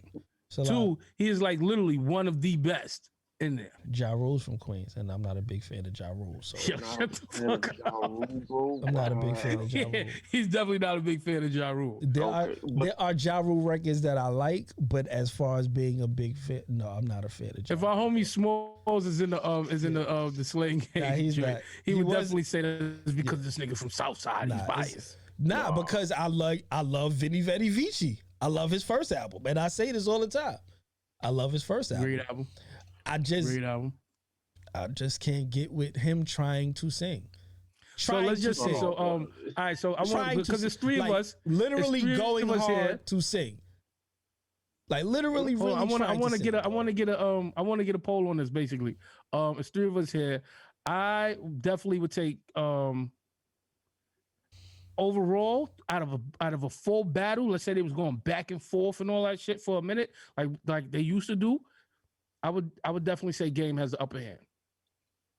I would be more inclined to expect more from Game in that lane, but I would definitely not underestimate what Kendrick would do. Absolutely not. You know what I'm saying? Like I would expect you out, Kendrick, but, yeah. Mm-hmm. I see. Here's where I think Kendrick would flop in this situation, and just my imagination. Because if it was like a battle, like not say battle, but let's just say they was gonna go back and forth on record, right? I feel like Game would choose better beats than Kendrick would, and that plays a major part in it. Like Kendrick would probably get on something a little bit more melodic, as opposed to melodic. Like, you know what I'm saying? Not like some R&B shit, but like, you know what I'm saying? Like I feel like he would definitely he would probably get on something not as gritty like Game would. So the beat off rip plus what Game would spit and how he spits would just resonate more. Like it would hit you harder. Yeah. But, correct. You know what I'm saying? But like I said, this is just my imagination versus Kendrick, who would probably come up with like, you know what I'm saying? I couldn't see him on some gritty boom bap beat. Like I just can't see him choosing that beat. I feel like Kendrick will give you some shit where you have to go back and listen to a few times. Be like, oh, I don't want that. No, don't give me exactly. Get a battle. You want just like a prize fight. Yeah. You want knockouts. Yeah, Game's gonna come. You want Mike Tyson coming out and knocking you out. Game gonna give you that. Coming at your Kendrick neck. Gonna give you some shit where you be like, oh shit, that was mad dope. Like I see what this nigga said after a few times or whatever. Yeah, Game is gonna come at your neck. Bottom line, he's not gonna hold no punches. He's not gonna play around with you. He's coming straight out the gate. What is it? 100 bars and running. That's what. Yep. Yeah, that's exactly what it's gonna be. Fact. Non-stop. I don't want to see it. I take it back. I don't want to see it because. But I'm gonna tell you this. Yeah, I don't want to see it. I'm gonna tell you this. Kendrick is gonna win in the court of public opinion. Maybe because Kendrick will be the people's champ. Not if he comes weak sauce. I don't think he's gonna. But he's not gonna come weak. He's gonna be like, did you hear what he said? No, you don't understand what he said. Go back. If you would have said Cole, then I say, yeah, it's bad. It's gonna be a bad day for that guy. Kendrick is not coming weak at all. He's not coming weak at all. He's very strong when he puts words together. When he's at niggas' necks subliminally, at niggas' necks, but he's not fucking playing. I get it. He's been telling these niggas. First of all, he started out telling you, hey, all you niggas, I'm on your necks and I'm gonna fuck you up if you even try. Then he's been saying, hey, I'm waiting. The person that he's talking to knows that he's talking to, hey, I'm waiting for you. You nigga, I'm waiting for you to say my fucking name because I'm going to tear your fucking head off when you say Candyman, nigga. Right. And ain't nobody said that man's name. Because they don't want that problem. They know he's a problem. They just don't want that problem. About that. So he's not gonna take it lightly. It's definitely gonna be a brawl if it was to ever happen. I doubt it's gonna happen. I ain't gonna lie, that shit would be dope. Talking about Drake, Kendrick versus Drake. Yeah, Kendrick versus Drake. Kendrick kills him. And what in a full on like battle? Yeah, like you know what I'm saying. Kendrick kills him. Kendrick kills him. On wax, Kendrick is going to murder Drake. He's gonna kill him. And it's because will murder Drake. It's because there's nobody to. I mean, I'm talking about it wouldn't even be a fair fight. He's really be like, yo, please stop beating him up. He's dead. Now we really gonna be like, stop beating on him. Exactly. He's dead already, bro. Like you're not getting. It's a wash. I'm gonna tell you, you're not gonna get. It's more than a wash. You're not. Really? It's murder. You're not gonna get. It's murder. you're not gonna be able to get off you're not gonna be able to get off back to back. You ain't gonna be able to come in here with the melodic piano beat with No. Look, he ain't gonna be able to come in here. He ain't gonna be able to be. I was walking down the block on a Sunday, thought it was Monday. Okay, Drake ain't gonna be able to give you none of that shit. I was talking to Tina, maybe it was Gina. I believed her when I seen you. None of that, Drake. Yeah, we don't want to hear about none of it. We ain't no. Nope. 0 to 100 is fire, bro. So you saying 0 to 100? Son, he's not gonna be able to come not for Kendrick aggression? Lamar, son. Bro, I understand that, but because you're gonna get aggressive Kendrick. You're gonna get when that voice get deep. When Kendrick turns into sticky fingers, it's so rap. Get a facts, please. Yo, word. Kendrick gonna turn right into sticky. Like Kendrick is the son of Corrupt, dog. A lot of niggas don't really like. He tell Corrupt is the guy that I patterned myself after. A battle tested dude. He's the people he follows are battle tested niggas. Yeah. And and also like with Drake, right? Yeah, we seen him go up against fucking Meek and do that thing, but he embarrassed Meek. Not totally so much by the bars, but through the circumstances, the time.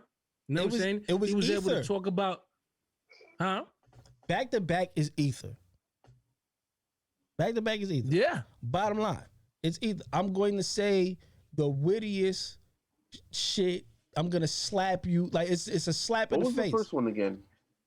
Charged up. Charged up. And the reason why back to back was as great is because Charged Up was a couple days or a week before. Was 3 days? 3 days. Drop this.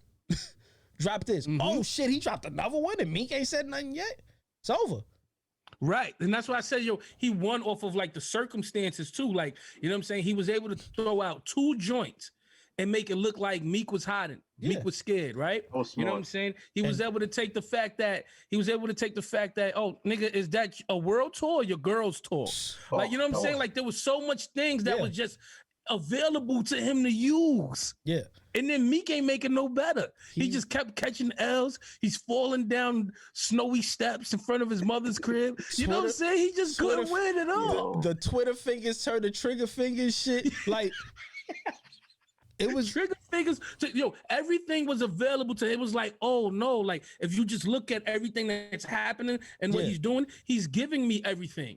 He's giving me everything. Oh, he was trigger fingers. Oh, now all he does is Twitter. He's on Twitter all day. He's Twitter fingers. That's like everything was just very witty and timely. It was timely. That's what really helped Drake win that. The timing on everything. The timing definitely what is what I think was the nail in the coffin for me because he legit made it. I don't know if it was just coincidental.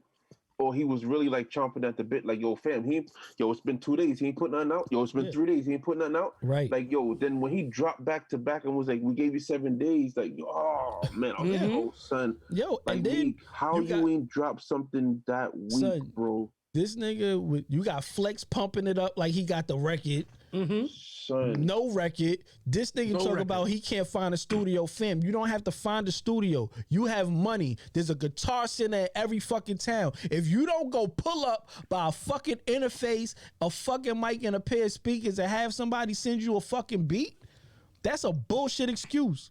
Yo, it was man, it just looked bad. You feel me? It just looked really bad, and it solidified Drake's place in music. Yeah. Because wasn't he nominated for a Grammy for that off of that track, right? Was it back to back? It was back to back.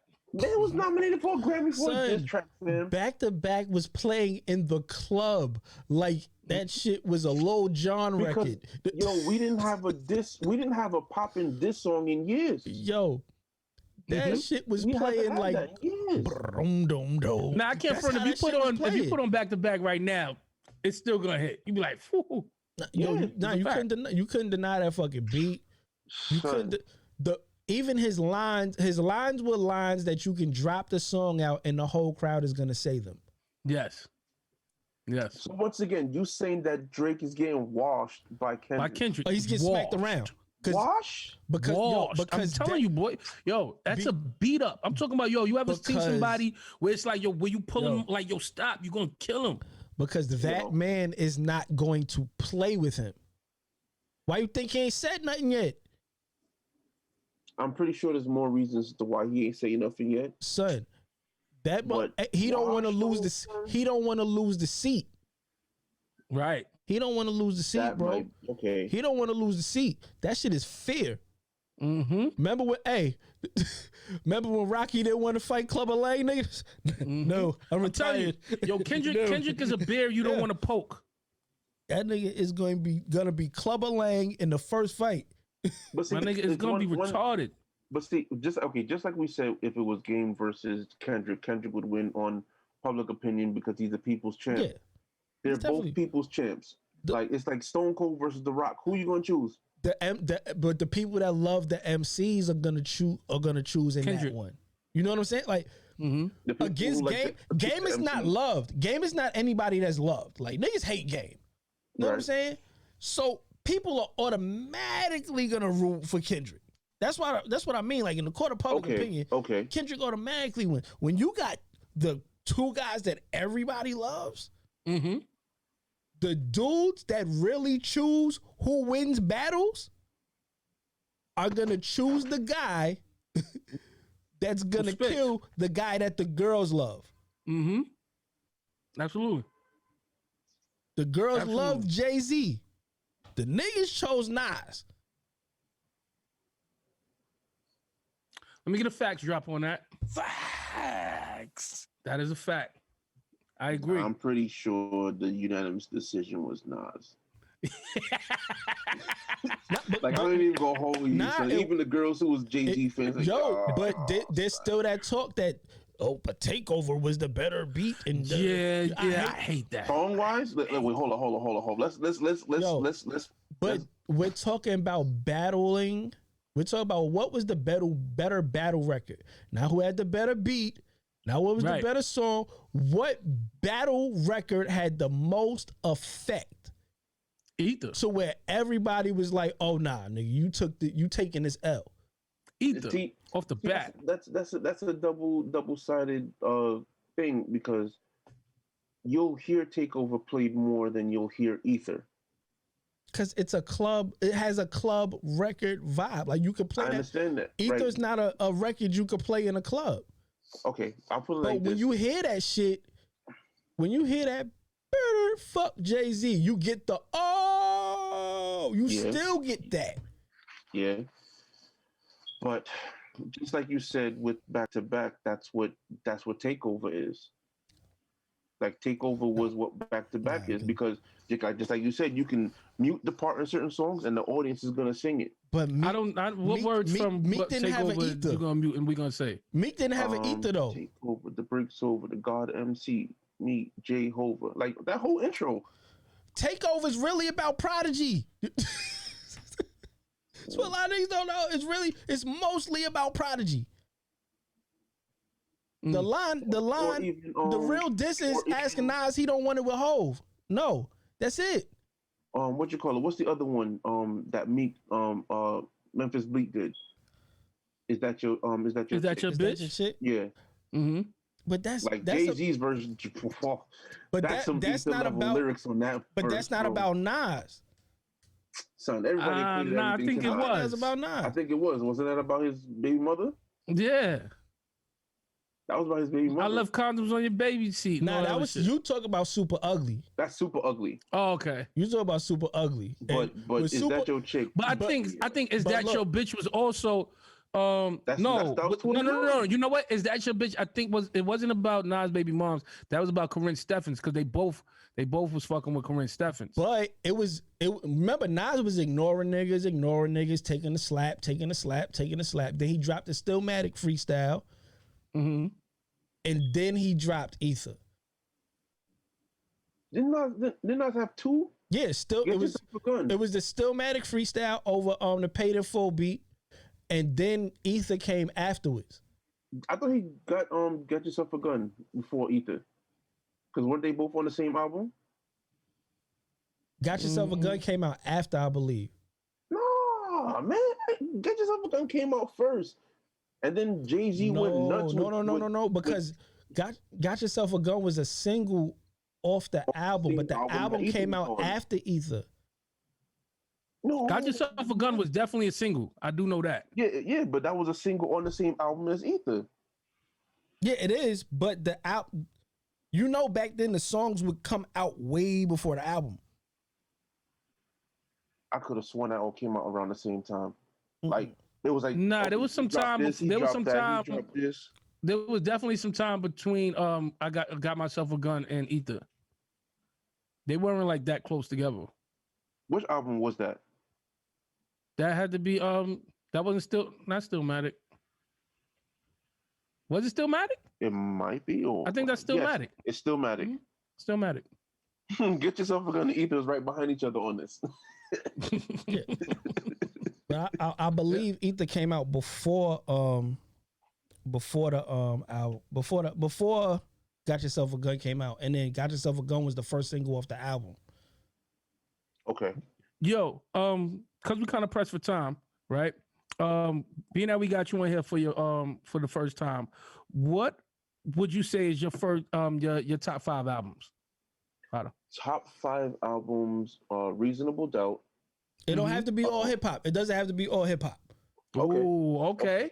It doesn't have to be that's all a hip hop. doozy. Okay, all right, hold on. All right, bet. Damn, threw me off this now. Okay. All right, so all right, Reasonable Doubt, hands down. Like that's probably like I would say that's definitely one of mine. Yeah. Ready to Die. Damn, son, you messed me up with that. Don't have to be all hip hop because I put a hip hop list together. All right, so I'm gonna say The Real Thing by Sizzler.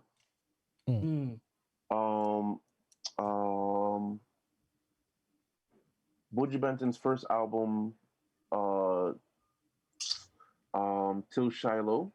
But damn, son. No, I'm gonna give my hip hop list. Forget it. Reasonable Doubt. Reasonable Doubt, Ready to Die. In My Lifetime. When Disaster Strikes. And the Big Bang. Which In My Lifetime? Volume 1? Number 1, Volume 1. Okay. Yeah. You like Volume 1? I do. I love Volume 1. I love Volume 1 too. Wow. Volume 1 is my shit. I've mad people be shitting on it, but Volume 1 is my shit. I like Volume 1 on shuffle. So what I learned about early Jay-Z albums is I'm critical about them because of the order. But when I like this, so I'm an album person. I like full albums. So if it's not sequenced a certain way, got you. I don't like it. So there's been plenty of albums that I've listened to and I didn't like them just because of the way they were sequenced. But I'll play them on shuffle, and I have a better feel of it. Like even one of Meek's albums was like that too. The one that had like the dollar bill on the front. That joint. So like I've had this issue with a couple of albums. What's your 5? All right. So I'm gonna give you my mixture. Okay. It's a mix up. So It Was Written, Nas. Okay. Classic, beautiful album. My favorite Hove album, the Black Album. The Black Album. It's my favorite joint. Life After Death, Biggie. Songs from the Keys of Life, Stevie Wonder. And Bobby Brown Bobby by Bobby Brown, one of the best fucking R&B albums ever. Produced by my man. Hey, what's going on here? Is everything... Teddy Riley. Mine's is a mixture. Illmatic. Illmatic is like my all-time number 1 favorite album. Reasonable Doubt, and these are albums I listen to on a regular basis. Illmatic, Reasonable Doubt, Off the Wall by Michael Jackson, 808s and Heartbreak. Ooh. Mm-hmm. It's a good pick. Yeah. And and Thriller. And Thriller? Yeah. These are all 5. Like I know these albums word for word, back to back, all the way through. Right. Like constant replay all the time. Like matter of fact, no, I gotta take Thriller off and I gotta put the Chronic in there. The Chronic? Yeah. I gotta trade Thriller off and put the Chronic. Because off the wall is my favorite Michael Jackson album. Okay. Mm-hmm. You always said that too. Off the Wall is my favorite Michael Jackson album. Okay. Yeah, I gotta put the Chronic. I thought it was just a hip hop list, man. You know what I mean? I wasn't ready, man. You think so? I wasn't ready. My bad. I ain't gonna lie. I thought it was a all hip hop list too. You know what I'm saying? But as soon as he said nah, I'm like, okay, cool. I already know my joints outside of hip hop. I said it that way because I like to see where people go in other places. Like if I could put a 6, it would be Phil Collins' first album. You know what I'm saying? Like that's one of my favorite albums as well. So I like to see where people will go like musically though. When you say nah, not 5 rap albums, because that's easy. We can all list our 5 rap albums, but if we have to put a mixture of the 5 albums we'll constantly just want to hear all the time, you really got to think about that shit. I'm gonna give you my what do they call it? Like the extra one that you couldn't put on the list. Mention? Yeah, my honorable mention would be This Is for the Cool, Babyface. Nice. That album, when I was young and I heard that, I'm like, oh my gosh, this album is so jazzy. This shit makes me want to put on linen. I don't even know what linen feels like yet. You know what I'm saying? Like, I don't know what it is, but it sounds provocative. But I don't know what it means, but it sounds provocative. You know what I'm saying? That's a fact. You know what I'm saying? Word up. But that would be my honorable mention right there. Dang, yeah, man. Yo, Cap, where we at on time? Hour 51. Hour 51. All right, you want to just give him 9 more minutes? Take it to the 2? Whatever you want to do, man. I'm here. Fadda, you got to go? No, I'm good. All right, cool. So let's just take it to the 2. Let's give it 9 more minutes. All right. What else do we have? All right. So we got some other things that we haven't talked about from some of the other shows that we wanted to bring up. And this actually touched to something that we talked about earlier. Is it dangerous to be a rapper in these days right now? You know, and I thought about that too when we was talking earlier. And Fadda, you had brought up when you was breaking down sort of like the generation of how rap has changed and, you know, some of the content, right? You know, I remember, you know, hearing Biggie talk about, he's like, yo, man, I'm paranoid, man. I'm paranoid.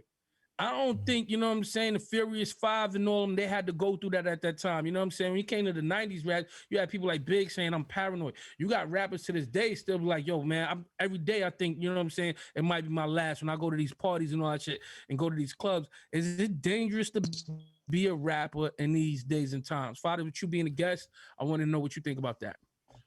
Is it dangerous? I can imagine. It is. But I think also we're in a sweet spot in music where it doesn't have to be. Reason being, you know, we have a lot of people who want to glorify the violence and the negativity. But we've also reached a point where if someone wanted to be the second coming of Kanye West, they would rock out just the same. You know what I'm saying? Like if I don't gotta be on some guns and drugs and everything like that.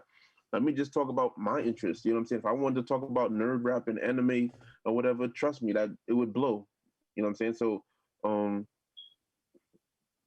it doesn't have to be. I'll say that. It doesn't have to be. It doesn't. You can definitely.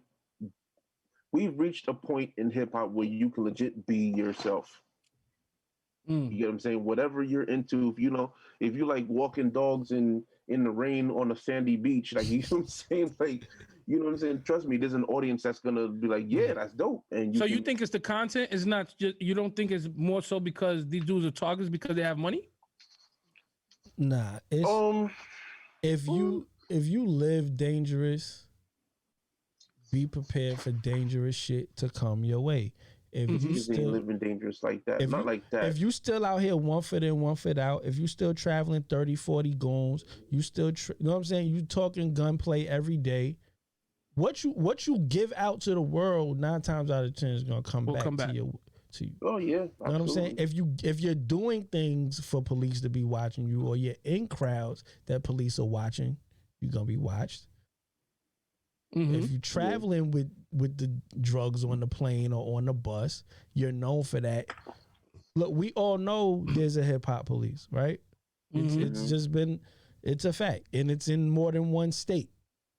Know what I'm saying? So, right, you know what's out there. It's known that what's out there. People just get out here getting sloppy. It's dangerous if you make it dangerous. Yeah, I think it's also, you know, not the content and what you put out is definitely a big part of it. But I feel as though once you get to a certain level of success, period, and you have money, you become a target in so many different ways. Where there's people who, where you come home and just be sitting in your crib. You ain't got to be out there talking no crazy shit. Niggas will be in your crib because you got money. Look at the people, the basketball players and the actors and actresses who's in Hollywood who got they come in the crib and there's people in their crib.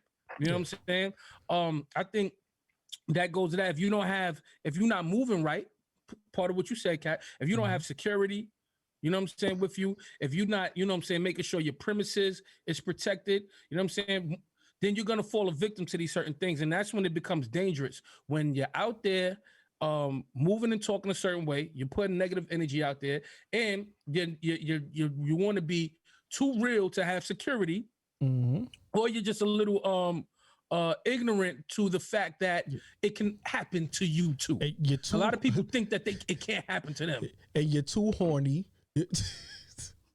You too horny out here. Yeah, because these niggas is out here chasing their shit.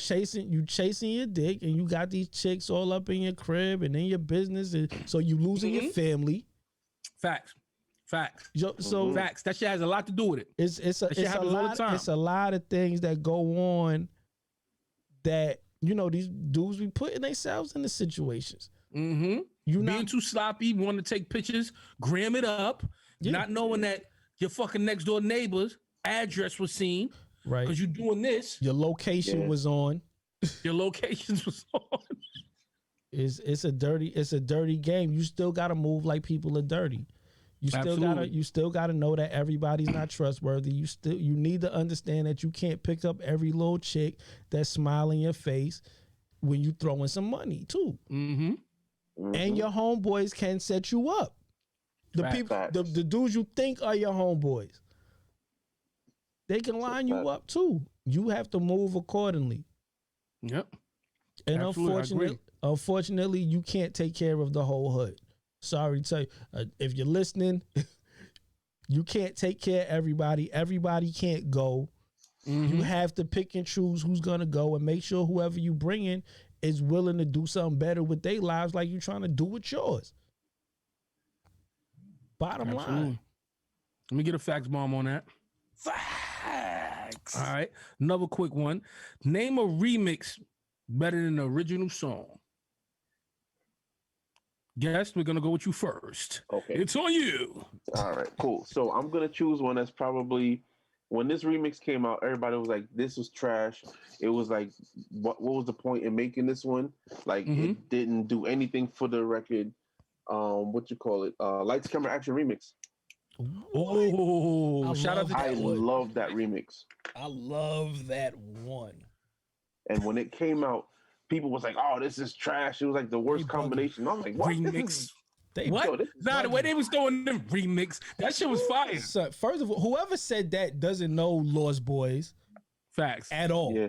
They don't know Lost Boys at all. Number two, you know, like Puff and Lost Boys was signed to Uptown when Puff was there. You throw Missy in the mix, another person that came, kind of got her foot in, you know what I'm saying, or notoriety on a Puff record, really. Yeah. And P.D. Pablo. Yeah. Yo, I love that remix, bro. Love that remix. Yeah, that's definitely. a song that's a remix that's better than the original, definitely. All right. I'm gonna go and Cap. I'm gonna let you finish it off. All right. Okay. My joint will be Flavor in Your Ear. I had that here. I had that. Craig Mack's joint, son. You stole that right mine. there. That Let me tell you, and the reason why, son, because I had that tape too. I had the tape, you know what I'm saying? And I would just listen to that shit over and over again. And like everybody on there, I ain't really fuck with Rampage verse too much on there. What? You know what I'm saying? But everybody on there was. I think everybody did good. No, everybody did good. But I'm just saying, I was like, I couldn't wait to get his part out the way. You know what I'm saying? Get to the next part. Sorry, Ramp. You know what I'm saying? But Flavor in Your Ear remix, everybody killed that shit. You know what I'm saying? Bad boys. Yeah. You know what I'm saying? From the beginning, that was my shit. From the beginning of that song, you knew when you seen Puff with the 2 fucking Coke bottles, you knew it was going down. Nigga. This nigga's a fucking genius. Black and white video. It ain't no extra theatrics. Bars. Yeah. Bars. Damn. Now I gotta choose between 3 in my head right now. Okay. I got 3 in my head right now. What All I'm gonna go with is damn. It's hard as I got 3 in my fucking head because that was really my one. Yeah? Yeah, that was really my one. I went before you. I Shot Ya. Ooh. Keith Murray, LL. Prodigy. Foxy. The first Biggie was on there? No. Okay, Foxy. First time we heard Foxy. Yeah, it was either that or Scenario Remix. Scenario. I talk about Scenario Remix too much on our show. So I had to get something different. Or Maya's Best of Me remix. Ooh. Hove? Yeah. Yeah, that was fire. We forgot Jadakiss was even on the original. Nah, I never forget it. I never forget. The world. That's because Styles was like, yo, get off my nigga shit and let him do his numbers, man. The world forgot, nigga. The whole world forgot that whole original version. Forgot. Yo, my nigga, how about this? It doesn't even get played. Never. You probably can't even find it on Tidal. Yo, come to think of it. Yo, that shit. Let me look this up right now. That shit definitely became obsolete. Even I Shot Ya, the remix, like nobody even realized L just has a whole version of I Shot Ya by himself. Dog. Right. By himself. Nobody listens to that shit. That's a fact. Damn, son, I looked at it just now. Like, where he was really featured on that Jadakiss, yeah. Nah, that's why Styles was like, yo, stop sweating my man, son. Let him do his fucking numbers. Because that was like the second time Hov had did that to him, right? I think so. I think so. I don't remember what was the first time, but yeah, that was like the second time he did it. Yeah, you know what I'm saying? That shit was... yeah, man. So I don't think that's ever happened before either. Like a whole record is just obsolete. A single becomes obsolete because of the remix. You know what I'm saying? Because I Shot Ya, the original I Shot Ya is not a single. The remix was the single. The remix was the single. Yeah. So, yeah, Best Flavor in Your Ear definitely did that. Flavor in Your Ear did that shit. But the original Flavor in Your Ear will still bump. Like you're still that beat is retarded. Yeah, you're still you still want to hear him go just like you the black. Like you can play them back to back. Yeah, you're right. You can still play the original and it's fire. That Maya and Jadakiss, it was like it never happened. Obsolete. It's like it never happened. People be like, yo, what are you playing? No, put on the real one. I can't think of put on the real one. That's a fact. Yeah, I can't think of any other. So the Jadakiss version is the remix. Like, the Jadakiss J was the reference track. Oh my god! Yo, hit the facts, yo. The Jadakiss shit was a reference track. Oh shoot, that's funny. Yeah, that's fucked up, son. Yeah, Words of bubble, man. Kind of foul. Yeah, man. Oh man, yo, Fadda Stallion, man. It was a pleasure having you here with us for the first time. Here, appreciate y'all. We make sure it's not the last time. Word. You know what I'm saying? And once again, Again, tell them where they can catch you at and catch the Lion Pit podcast one more time. Right. So it's you can catch us the Lion Pit DALION PITT podcast. So yeah, you can catch us on all streaming platforms. You can follow us on Instagram. We got a Facebook fan page, group page. We're there. We try to talk to the audience as often as possible. We put random conversations up, and it's always a good vibe. And like I said, we're about bringing a Black college experience to our audience. Dope. Yo, it's another week. Slang Editorial show. Doughboy Sums. Coach Cat. You know who you are yet, Cat? I don't know who I am right now. I'm tired as fuck. I've been at work all day. I don't even know who I am. I don't know my name. I don't know my name. Facts. Big facts. Yo, Big it's facts. a Slang Editorial show. We out. Yo, we'll see y'all next week.